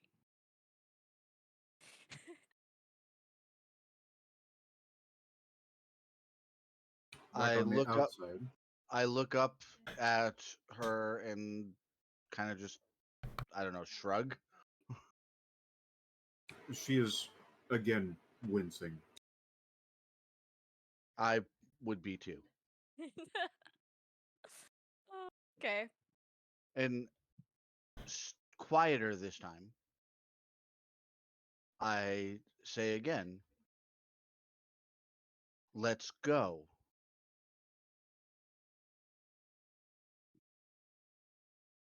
In a low voice so that it's not echoing out of the chamber.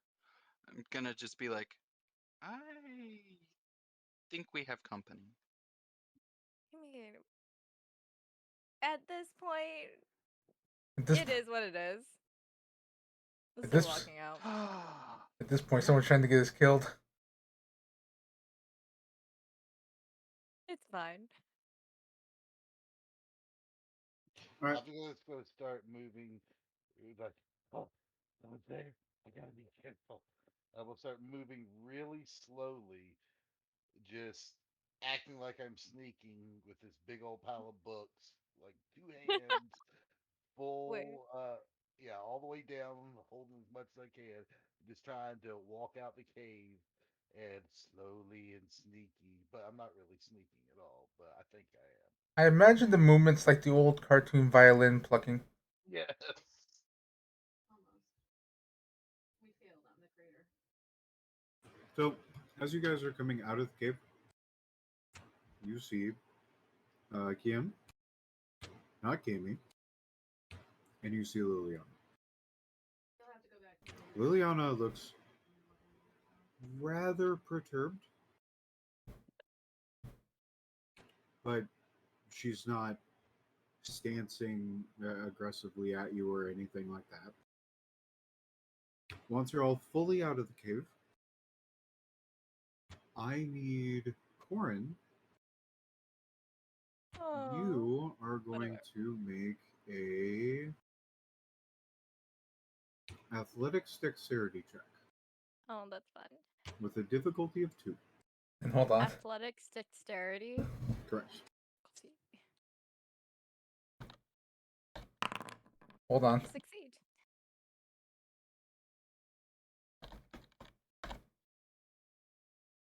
Holy. You, in fact, did succeed. However, you did not succeed hard enough. A black tendril comes from behind Liliana's back and picks the plushie out of your hands and returns to underneath her left, like she's got it tucked under her left arm. What? You don't feel like sharing? You've had enough cuddle time. Is it though? Like, is it enough time? He gets separation anxiety. Feel like you're talking about yourself. This is not. You're right, but that's not the point. You can't have my plushie. Mm, Give it to her, or let her I. keep it, rather. Let's What are you go. talking about? Let's go. So this whole time, I'm continuously trying to move forward. Like, the plushies got ripped. I'm still walking. Mm, I'll let her keep it. Fine. I'll be back for it next time.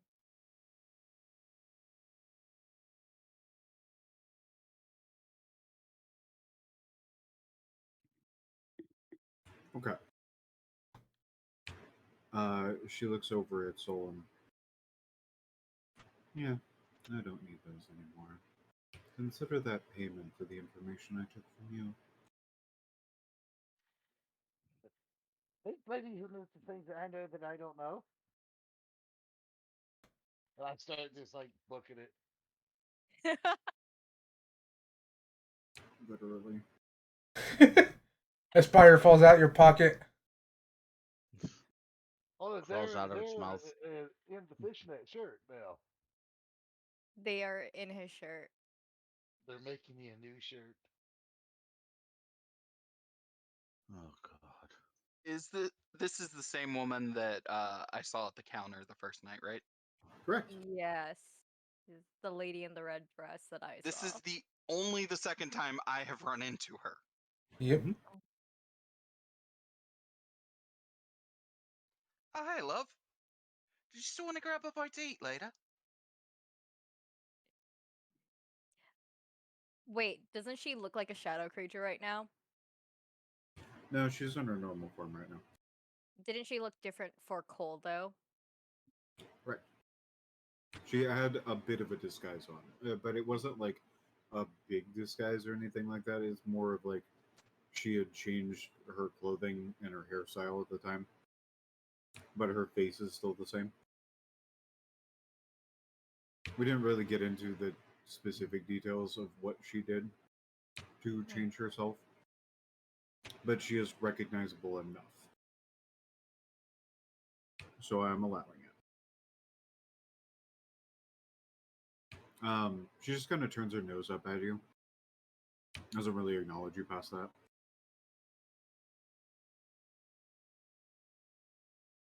Smitten once. Psh, that's how they always are. Mm. Or your game isn't good.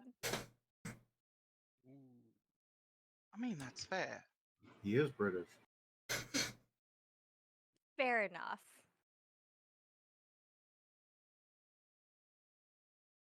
I'm just gonna start walking away. And then, like, in the distance, shout, I'll be back for the plushie. At this point, Tian just has his hand in his head in his hand, shaking it. No, but for real, where'd you get the plushie? I'm just gonna get her one. Out of character. Should someone maybe try to ask her about those cards? Yeah, fair enough. Yeah, There, someone should probably ask her that. there was a box of stuff you guys didn't interact with. I thought I said I wanted to interact with all the shit that was like on the rock. That might have been my misinterpretation, and I was assuming you were talking about the books and the papers and stuff. So we'll just assume that in addition to the books, uh, Solon also grabbed the box of random stuff, and we can deal with that a little bit later. Sounds good. All right, question. Wait, I still have the pack of cards on me. That's correct. Yeah. So Real quick though, to answer Cole's question, she kind of shrugs and like, I got it from Target. Thanks. Anyway, back to John. But yeah, so I take out the pack of cards of the Kraken thing, and kind of just point the back facing the one with the like Kraken print and stuff, and like just reach my arm out. Meaning is what I say.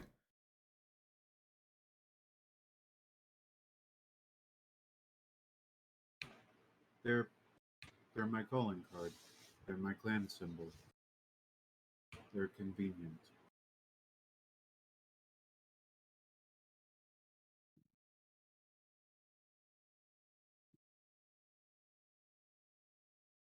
Plan.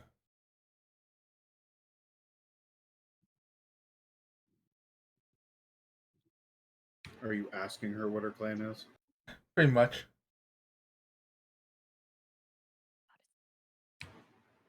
She turns to walk back into the cave, into the cave. Almost like Cage again. See, I can speak. I'm an English user.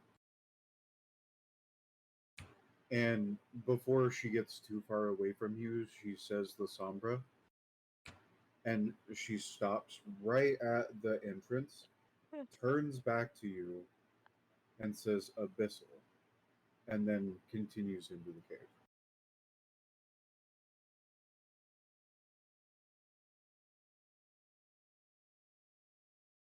And you said abyssal, right? Abyssal, Abyssal. like of the abyss. Yeah. I'm just making sure I typed that correctly here. E.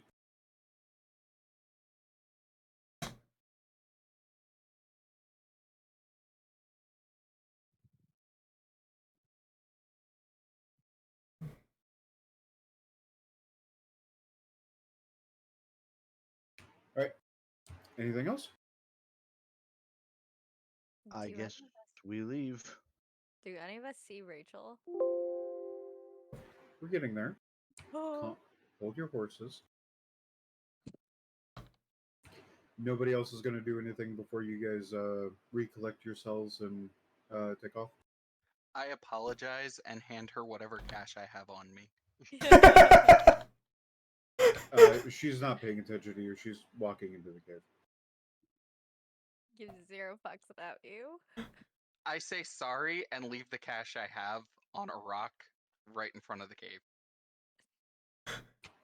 As you're walking away, you kind of like look back to see if it disappeared or anything, and there's an itty bitty little crab that like reaches up its itty bitty little crab claw and takes the money. The $1 bill. Close enough. The next time you see this crab, it's gonna like have folded it and it's using it as because it's a hermit crab, right? Like it's using it as its shell. Amazing. All right, so you guys are all going back through the park towards the entrance. Mm-hmm. Yep. Cool. Well, it doesn't take you very long, but you see Rachel coming down the pathway. She raises her hand and waves to you guys, and rushes up to you and like, "Oh, you guys are okay. What took you guys so long? Like, I was expecting you to, you know, s- reinforce the seagull and then come back or something. Like, everything all good?" Yeah, did I some won't, decorating. You did won't what? set the books down and be like, yes, look, I got new friends. And I'm going to come up and try to give her a hug. Ken very, very loudly says again, you did what? Yeah, just some painting. It's fine. What do you Very abstract. what did you do? I'm gonna cut in here. You hear a loud, echoing screech, and the ground rumbles just a little bit. What the fuck did you do? Pour some paint. We should probably go. On Poured that note, some paint? Yep. can I get a volunteer? I need somebody to roll awareness with resolve. Sure. My awareness is not great, guys. All right, so Cammy's going to do it.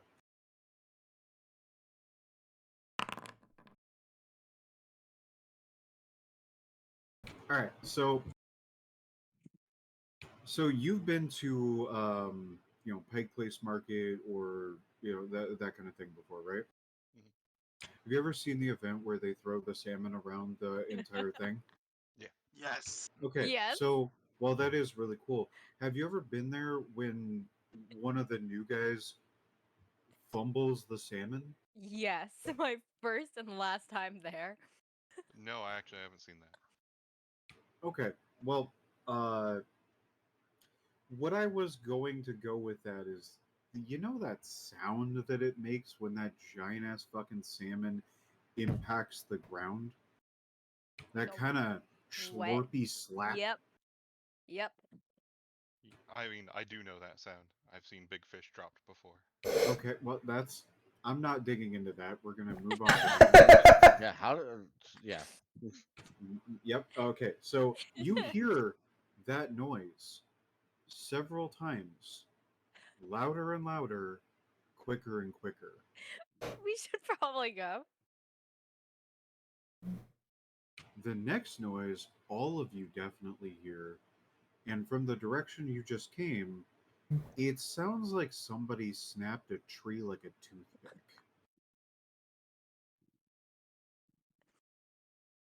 In the car. Yep. Yep. In the car. In the car. Open the trunk. I need to get my books. We can do that in the car. Okay, I just start throwing the books when everybody's laughing, dive in. Box, books, everything I was carrying, it's all just haphazardly thrown in the car on top of everybody now. Like grab Rachel, shove her in the car. Okay, so without going through so many steps condensed into one thing, so Kian is saying, let's fucking go, right? Trying to get everybody, corral everybody, all that stuff. So you guys are now moving out of the park at a swifter rate, correct? Yeah, I would say so. Where would we be on the map? Uh, let's see.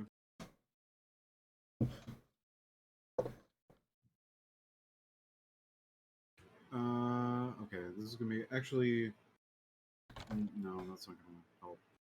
So you see where on the south side of the treatment plant, there's that one red path that has the restroom symbol, and then there's another restroom symbol at the end of that path going towards the northern parking lot. Yep. You're about in the middle of that red path, like almost to where the yellow path spawns off the top of it. Okay. So you've made it a little bit of a distance before you start hearing the fuckery that's about to happen to you.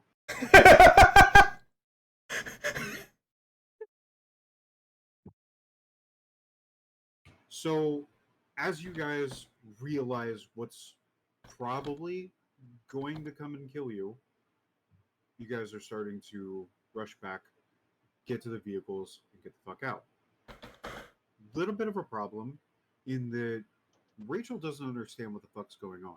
She has no idea what you guys were doing, um, other than the obvious what the plan was stated to be. You were going to do a little bit of investigation and you were going to reinforce some seagulls. So she kind of hangs back for a second, a little confused. I literally grab her and toss her, not yes, somewhat physically, into the car. Well, no, we're in the middle of the path. We're not to the car You're yet. not to the car I yet. throw her over shoulder and go. Okay. I need you. Isn't Rachel like giant, like snoo of a woman? No, No. No. No. She's like What? 5'4"? Yeah, she's like slightly bigger than Lana is in real life. Oh, This okay. is your campaign, Rib, with the snoo woman. It might have also been confused because Luca is the exact opposite of her, Yeah. She where he's she's a like, big shit brick house. because I think I asked about her height, and she's not that much taller than my character or me in real life. Right. Okay, so See, what I've I'm just been envisioning like giant beast of a woman. Nope. not all women I'm into are, physical giants, all right? They can't all be Lady D. It I helps wish they though. could, You'd and be it dead. does help, It'd be fine. but Valid. I mean, Lady D is actually a vampire, so it tracks, right? Anyway, Oh my god. what I need Can to do is you're going to roll athletics with your dexterity.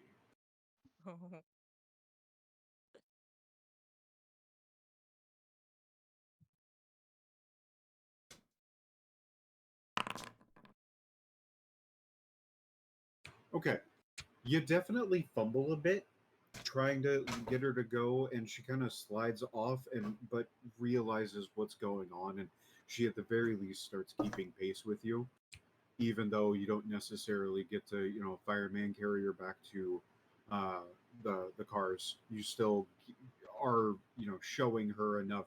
We need to get the fuck out of here. Let's go. This is dangerous.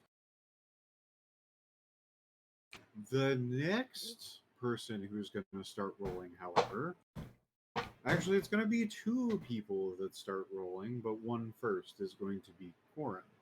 Yep. I figured. I need you to roll an athletics Okay. with dexterity, Okay. and I need John.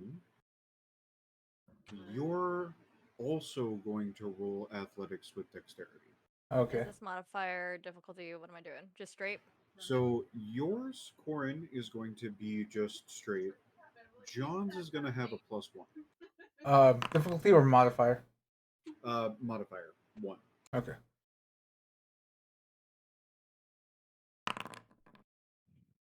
Jesus. I'm amazed that I succeeded and you didn't. Right? I mean, that doesn't necessarily mean you succeeded at all. I Right. got one success, and that is enough for me being happy that it was not a failure completely.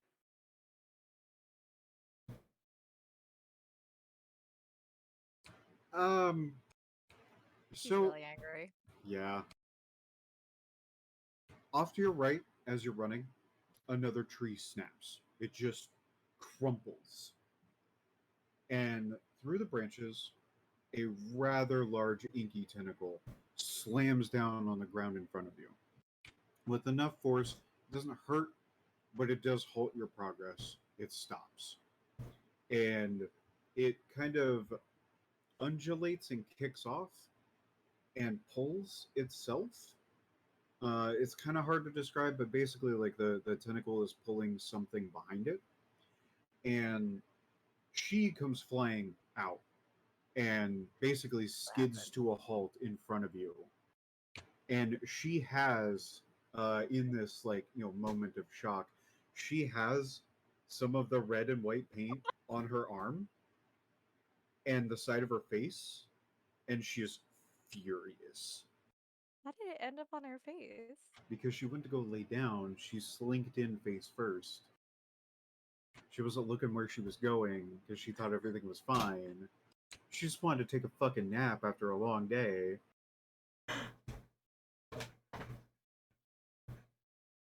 But no, you had to What? fuck with her. What the fuck did you do?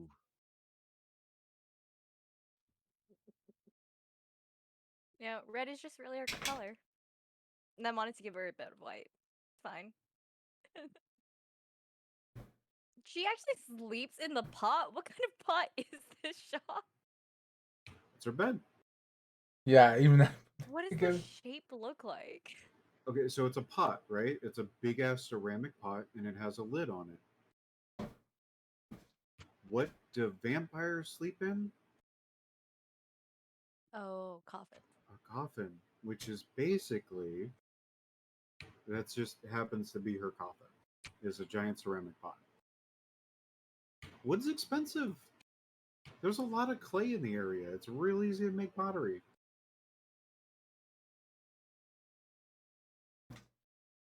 Listen, I get points for authenticity here, alright? Fuck you. I actually think it's a pretty cool idea. That's why I was I mean, that's confused, what I 'cause assumed it didn't was. understand the shape. I was like, the fuck? Yeah, that's what I assumed it was. I was just like, wow. I assumed a big, like, kind of like those round ones. No, that's what it is. It's a big round pot. You know those It's not She shaped goes like a like coffin. It Kiki just whenever acts she like a goes to coffin. rest. you know those giant She has a sake barrels? bedroll in there that looks. That's why I didn't register in my head how she was sleeping in there. That sounds very uncomfortable. I mean, I just well, I'm I so imagine the sorry giant about it. I imagine a giant sake pot, basically. Yeah, kind of. I was thinking like kimchi, but yeah. Same thing. Yeah. Fermented shit. Maybe she's fermented. I mean, I think fomenting. Okay, moving on. So, now she's in the middle of your party. And she's very mad at Corin. she just assumed it was me too, right? Yes. I mean, who here was the one trying to walk out with the plushie? That was the only item from her bed, by the way. So, putting one and one together. At least the plushie wasn't damaged. True. Unless you put it back in the bed. Well, we There's don't that. know that yet. So, you guys are all stopped up, or are some of you still trying to get the fuck out? What's going on?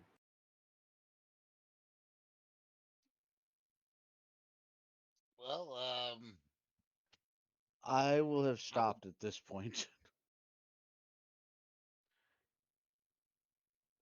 I would probably try to get the books back to the car and then run back real quick.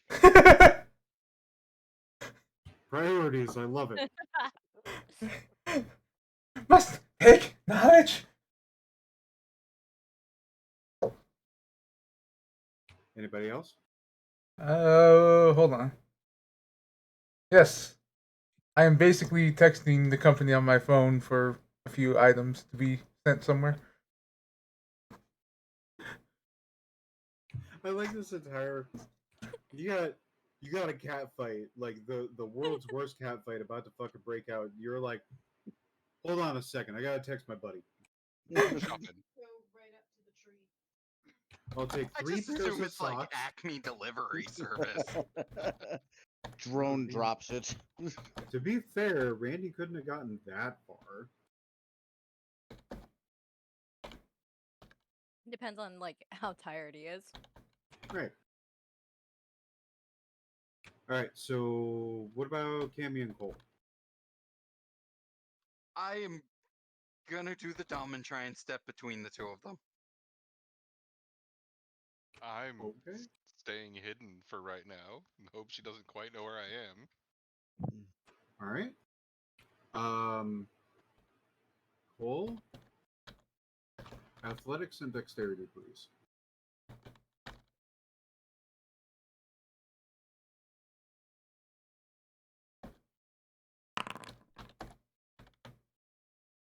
Nice. You're definitely not getting yeeted as far as I thought you were going to. Yes. 30 feet? So, yeah, exactly 30 feet. So Funny what's that? enough. 2.5 dishwashers? Yeah, end on end. Wait, hold on. How far did he fly? 30 feet. Like I look up that far. Just imagine him come in like, now, ladies, you're both pretty. Poof, just gone. All right. Now that I have all of your actions, there's one more left to go. Oh, this will be fun. So Rachel's going to do something similar to what Cole failed at doing. And she's going to come and stand right next to Cora. You have an opportunity, Corin, to do something at this point. What would you like to do? You do know that Rachel is now standing next to you as well. Fuck, I don't even think I have like any disciplines that can help with this. And knowing me, I would probably say really something really stupid. So I'll just say sorry for the mess. Yep, that'd be pretty stupid. Yep.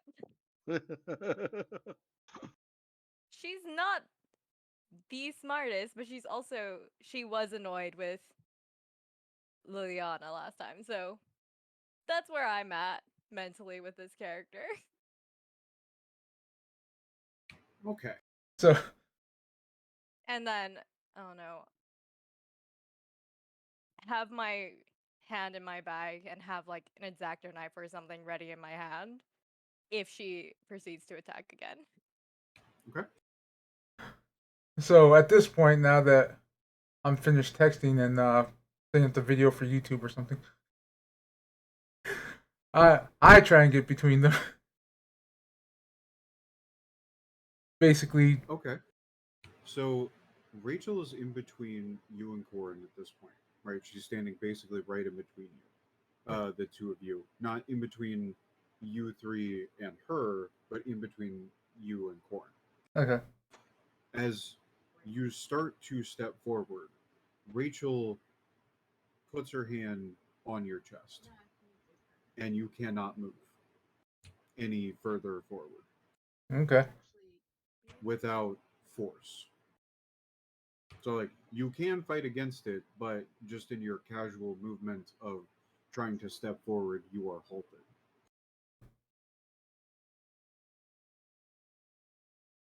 What would you like to do in this situation? Let's see.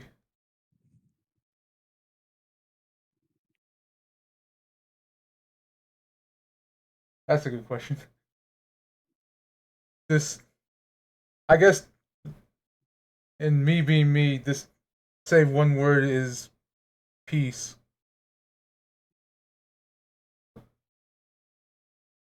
Like, Rachel responds, I will bring peace. As she turns her head, looks you right in the fucking eyes, and her eyes start to glow yellow. Oh. Who's looking at Rachel? I'd probably be glancing at her and like I am. well, I obviously would she. be looking at both. I guess I am because she's staring at me in the face.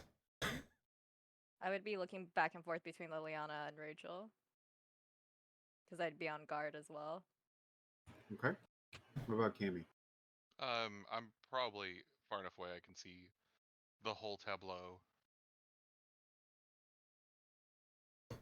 How far is that? Probably about 20 feet. Okay. So you're going to feel a bit less than this, but those of you who are capable of seeing her in this current point in time, so Cole's definitely excluded, Solon's definitely excluded, Cammy's probably about like half-ish, but the rest of you are, including Liliana, are definitely close enough to where you do feel an overwhelming calm, and it's a warm calm, and you feel your muscles start to relax a little bit. Like you're still alert and aware. It's not like you're feeling loopy. You just it's more of like this is a casual argument between friends versus you're about to murder a bitch kind of feeling, right? Like it's just it's bringing the mood back into a little bit closer to neutral, right? I think it's the little Dimetrodon. Rachel turns back to Liliana, and her eyes glow just a little bit brighter. And Liliana drops to her knees, and the tentacles retract. And she says, You killed my dad. Liliana looks like she's trying to say something, but can't open her mouth. She looks like she's trying to move, but can't. Little jitters here or there, and Rachel steps forward. Am I far enough away that I could talk? You are. All I right. mean, you all can talk. Liliana can't. I'd like to say she says it was on Grady's orders.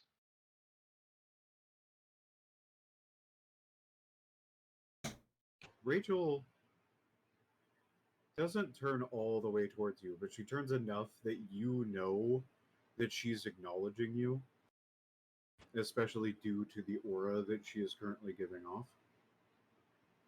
And she reaches her hand that's closer to Corin back, opening, towards the knife that Corin's holding. Oh man, is she gonna take it from me?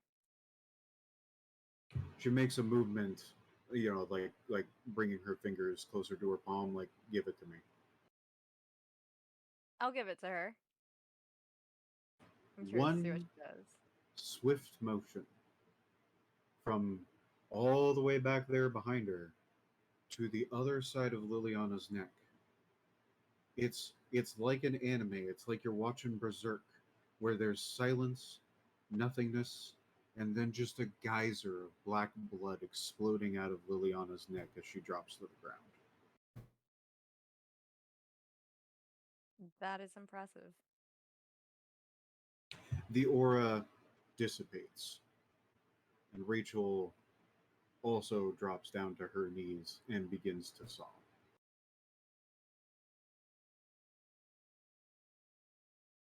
I'm gonna go down to eye level with her, check if she's okay, hold her hand, like try and bring some comfort to her.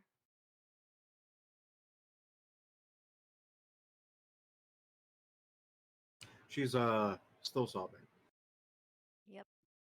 but she is gentle with you. Like she lets you take her hand, and she's not. She's very much exactly the polar opposite of what she just was. Frail. You feel like you could break her without doing anything really. It's like she used up all of her power. I'll probably like pick her up and like kind of like hug her and lead her towards the car. Okay. Anybody else?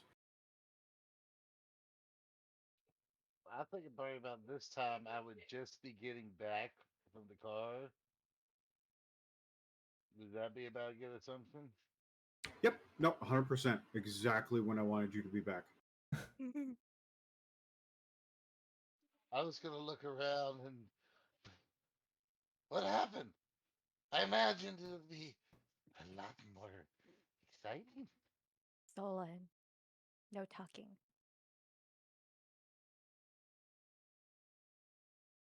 Let's just go back.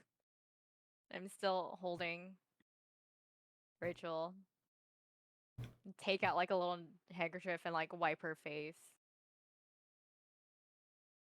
As you're walking back, Randy comes running down the path, and he's got this comically large box that he's holding above his head. It's a like comically large wooden box, and he's just booking it back where you came from.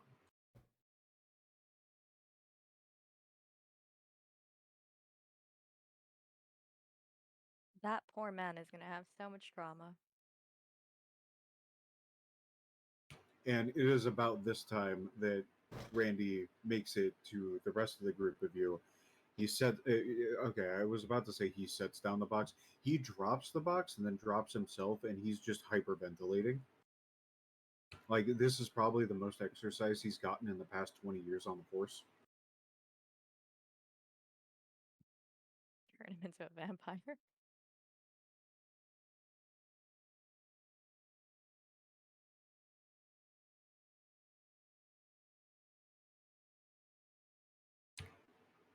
So, what's up? I'm gonna dust myself off and walk back to the group. Okay.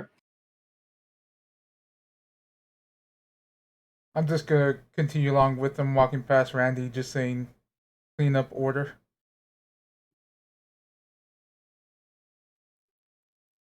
He looks down at Liliana. Uh, I gotta clean this up. Okay. Well, good thing I brought blankets.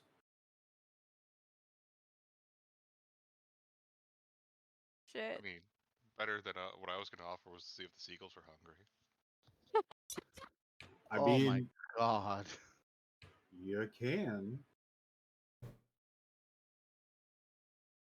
I think the seagulls are the better bet. Might as well reinforce them as much as we can. Hey, you never know when we might need some more. Reinforce all of the seagulls. All right. So I'm calling for seagulls. Everyone approve of this? I can't believe this.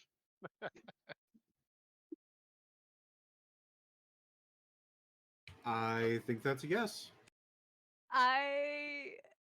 Would I still hear that? I feel like I'm far away enough. You're far away enough. You're back at Yeah. the cars by now. All right. So this is just to get one over here to let him know that there's some food. I don't know what I've clicked.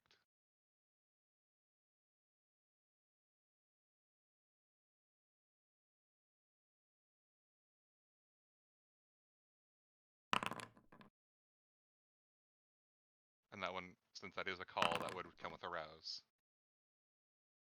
Cool. You're a little feeling a bit peckish. Yeah. Like the seagulls. Yeah. Hopefully. Should grab one of the homes. So yeah. If does anyone show up? Oh yeah. No, there's a cacophony as the no, I'm avoiding that joke. As the seagulls arrive and begin their work. Okay. Can I pick out the one I named Jonathan the first time? Yes. Alright, I want to ask him if he's got any troublemakers that he wouldn't miss in the extended family. So he motions off to one that is trying to peck a tree. Its like head is like listing off to the side, and one of its wings looks like it's a little fucked up. Cool. Don't eat hay hay. I thought you were gonna say one of them was pecking at Randy.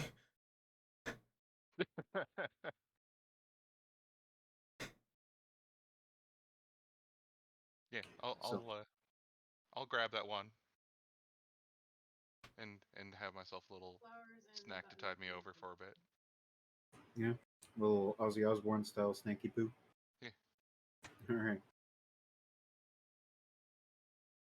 Go ahead and restore health point. I The mental image I got is like that you rip its beak off and stab it back in the other way like a Capri Sun. Uh, What the fuck? I love it. Christ. Oh God. I feel like you just killed the chicken from Moana.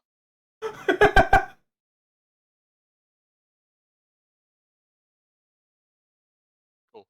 Like walking back to the car, having my snack. Your little sippy cup. Yep.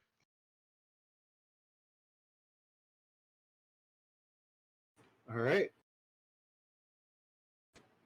What else do we got? So Cole, you walked over, but what is Kian doing first? Uh,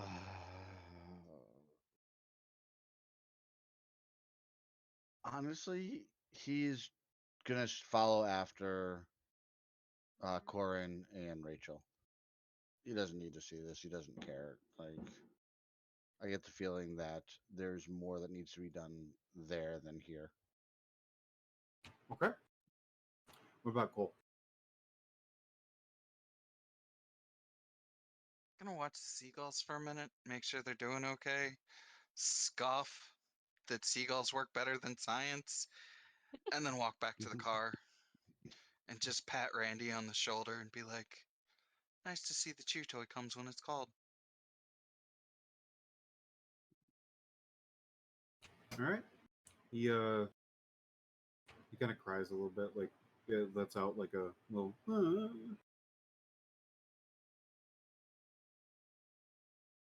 All right, so you're all leaving Randy to interact with the seagulls. Mm-hmm. Just wait for them to get done so that he can clean up afterwards. Randy. I mean, that's what he gets for being a rando. Listen, Guri picked the name, not me. I was like, And I made a little misspelling when I gave him the last name. Hold on, let me edit to what I actually thought of. There we go. Just one letter off. That's fantastic. All right. Okay, so upon returning to the vehicles, Rachel's calmed down enough.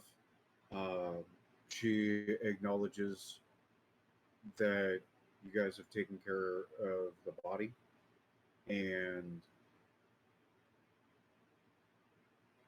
her her message to you at this point is that she doesn't necessarily think it's wise to act right now when the ceremony is about to start, because what's going to happen at the ceremony is that it's kind of like a trial where the prince will be basically interrogating Grady to see if he has the integrity to take on the mantle of being the sheriff in the first place.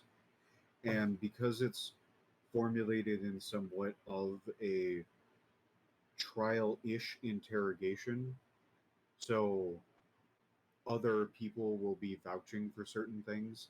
And that's probably at least what she thinks currently right now is that that might be the best course of action is to wait until that point, basically make it seem like you guys aren't aware of what's going on with Grady until that point, and basically spring it on them.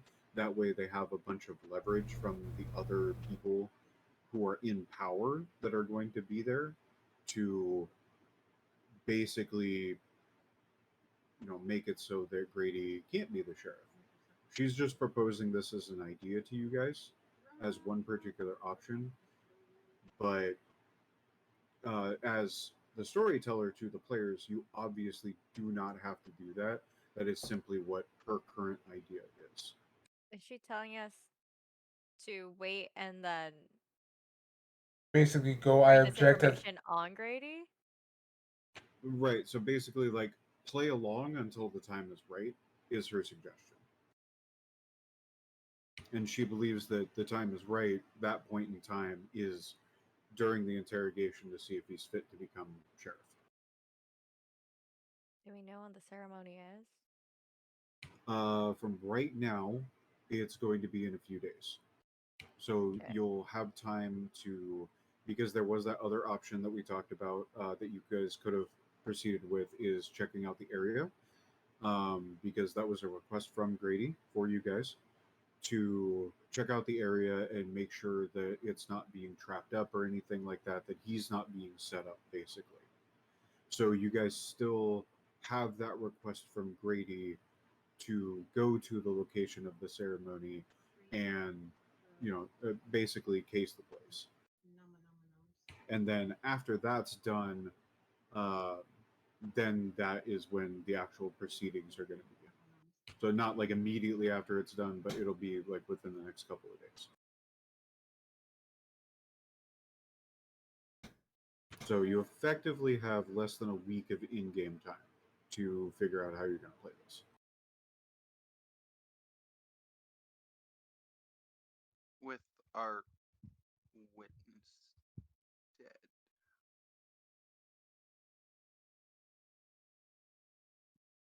You have a witness that is dead, yes. However, as a storyteller to the players, you have all of the documentation that Liliana had, which, upon investigating that box of stuff, has a lot of the details that was her findings after she communed with Solon, written down. And so that's a piece of evidence you can use. And you also have the surveillance footage from both the uh, you have the access that, as far as you know of right now, surveillance footage of the actual aquarium and her escaping the aquarium, and you have the surveillance footage of Brady entering and exiting Discovery Park. I don't feel comfortable with us bringing that evidence to essentially Grady's domain. And sadly, I think a live witness would have been better. But Well, it's not really Grady's domain. It's going to be the prince's domain with Yeah, but we're Grady being living interrogated. in yeah. his house right now. Yeah, where your guys' haven is Grady's domain. Stash it with Uber Eats. Um, Shaw. I have a resources of 3. So I have like either a great condo, a nice house, all that shit. Right. Would we be able to hide it at my place? Where's your place? Somewhere in Queen Anne. Near the gallery. I think Let's I see put. here. And I would have made sure like I had a good safe for shit that I was hiding. Right, I'm just making sure. Okay. No, actually, Queen Anne is perfectly fine because that is still in Baron LaRosa's territory. So it will not be in Grady. Like Grady won't have free access to that. Are all of you fine with me taking the shit to hide it? Well, let's see Um, what we have first. I think. How much time do we have till daylight time? Morning. Right now it's about 3 o'clock. So 3 o'clock in the morning. So 5-ish hours until full daylight. Since this is technically taking place during the winter.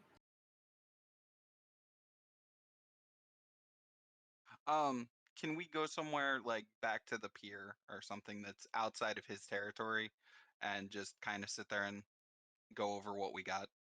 Funny enough, you could actually just straight up go to uh, Thorn's place because it's in Queen Anne. It's not in his territory. I mean, you could also go to the pier. Well, okay, downtown is part of his territory. So if you're going to the actual Seattle piers, like where the aquarium was, that's part of his territory.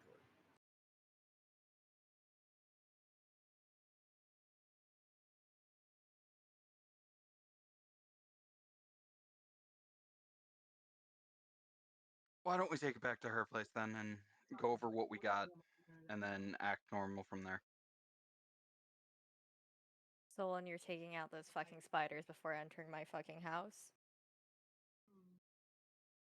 Yeah, just tie him up outside the garage. Seattle's Solon weird, or but the I'm spiders? Either. Alright, fair enough. I'm sorry, what? you're not entering the house with the spiders. I You could. refuse to have any spiders in my house. Well, then I'll just sit on the porch because they're making me a nice new shirt. So I'm sorry about you. At this I point, feel like it would be a condo though at this point because when I was in Queen Anne, it was a lot of really nice condos. yeah, it is pretty much just condos. Um, so also at this point, like a full-on collar of a silk shirt weaved into the fishnet shirt has already been started. So they legitimately are knitting him a new shirt, basically. Fucking spiders. Is Rachel coming with us or Yeah, okay? yeah. I don't think she wants to be anywhere near Grady right now. Fair enough. If she wants to stay here for the time being and just being away from him in general, she can stay at my place.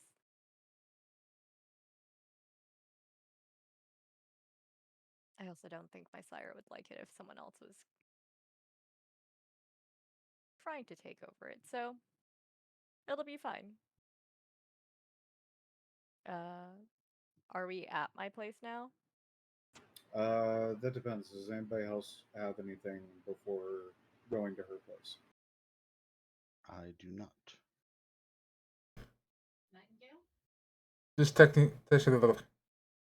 texting message to Randy. Poor fucking man. I mean, as long as he doesn't get too fishy, he's probably fine.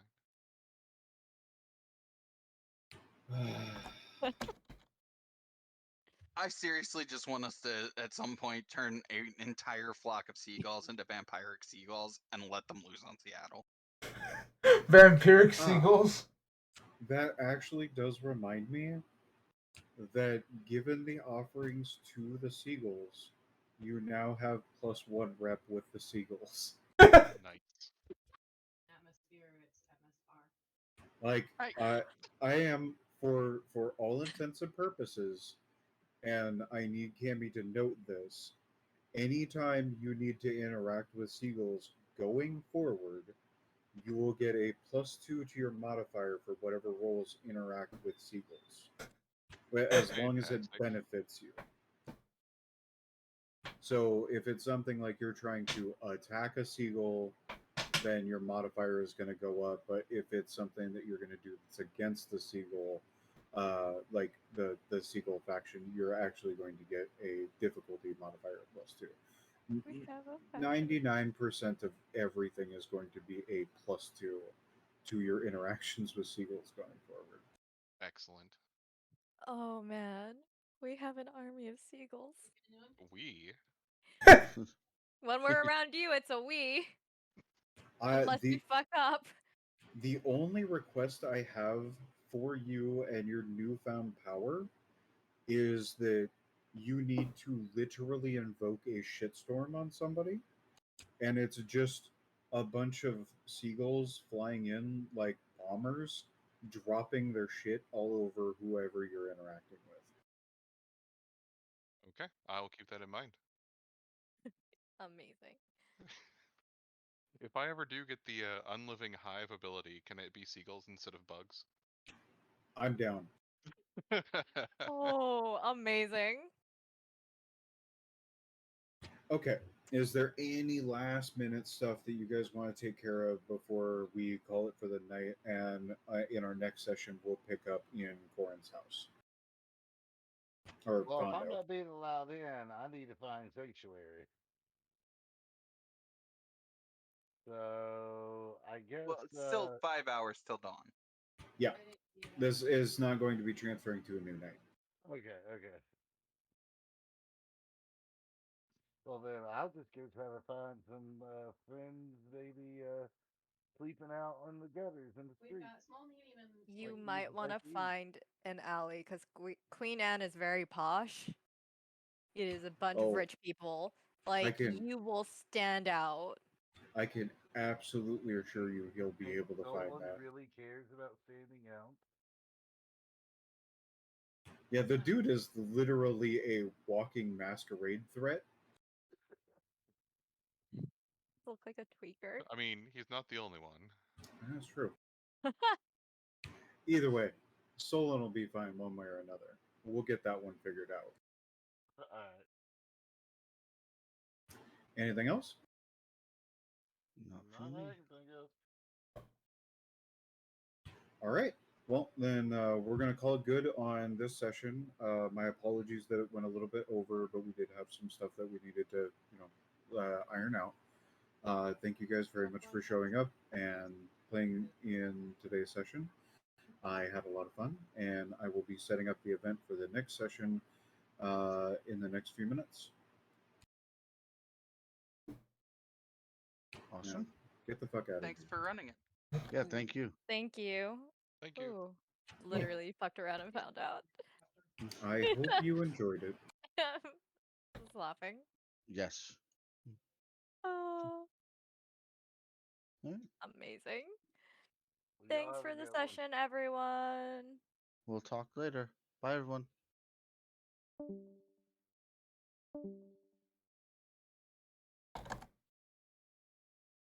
Oh, God dang. Chuck,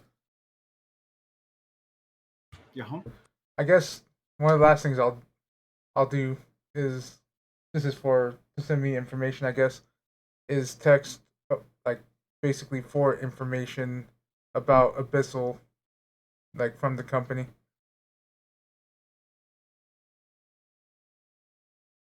And particularly ask like where's the nearest like chapter or like leader. Okay. Send me that in a message All right, so that I don't forget. all right, I will.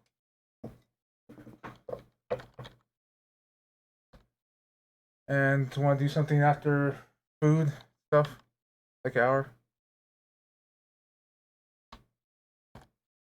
I don't know. I think I'm going to take tonight off. I've got some other stuff I want to do and just kind of like chill out and, you know, be with my own thoughts, I suppose. Yeah. So I might hop on a little bit later and we can go based off of that. But at least for like a little while, I'm probably going to just fuck off and do my own thing for a little bit. All right. Worst case scenario, I'll definitely be on tomorrow.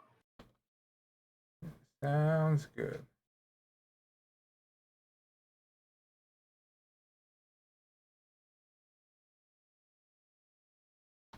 Thanks again, Shaw. It was a lot of fun. Yeah, man. I hope you guys really enjoyed that. I did actually. This is like the scene for leaving the cave was just that moment of, yeah, we fucked.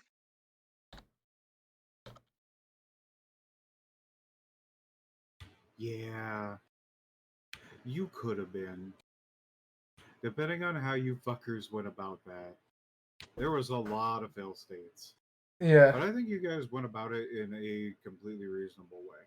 Oh, like I was wondering if like I was gonna be able to stop Rachel because I was also looking at my abilities. Does the unswayable mind work on whatever calming effect you like she was trying to put on us? Let me take a look. What is unstable mind? There it is. Cause it's No. okay. So she was using dominate and awe at the same time. She actually roused herself into 3 levels of hunger by doing that. But it was so the point that she was at was she was basically maxed out in using those disciplines. So you even if it would have gone off, um, you would have had to actually like first off the way the ability works is that you would have had to use your like basically you would have had a roll. Yeah. So you would have had to choose to do something in that situation, Yeah. and even then, um, because like she was using dominate, and awe, which is also so it does work against those things, but she has so many points into it and rolled so high that you did not have a big enough dice pool to be able to counter it. Yeah. She blew her whole fucking load right there. Like I'm probably never gonna roll that well ever again.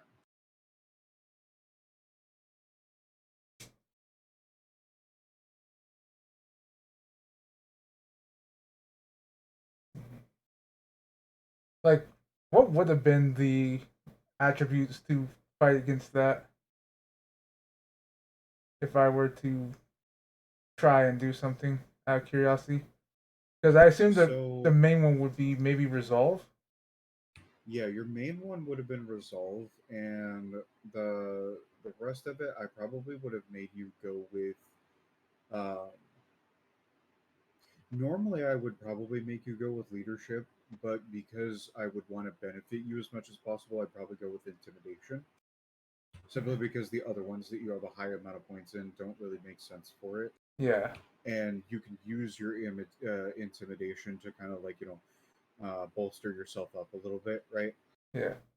Um, so, and then you have a fortitude of one. So you had a dice pool of seven total. She not only rolled nine successes just straight off the cuff, but she rolled two crits on top of that. So it counts as um, each one of those crits counts as four successes. So it Jesus. would have been seven plus eight, which is what, 15? Yeah. So you physically could not have out succeeded her. Damn. Yeah. No, it was pretty intense, and it's never gonna happen again. Watch it happens every single fucking time for the rest of the campaign. Right. That's the way it happens. Oh. Right.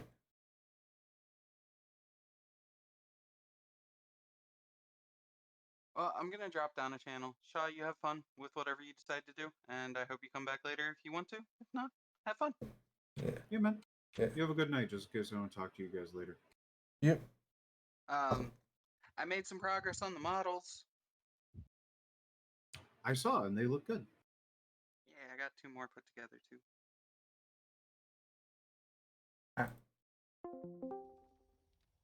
The fuck is this guy doing?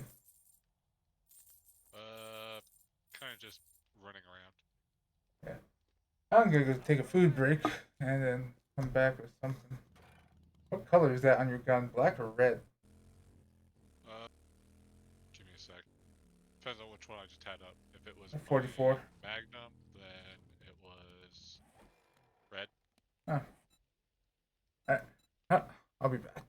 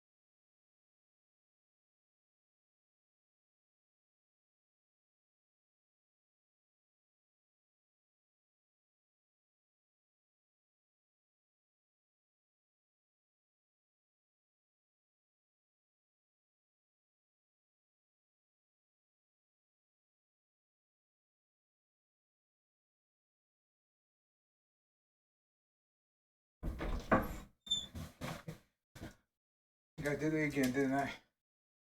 Oh, I thought I closed you. Oh, that's another one I'm gonna be editing.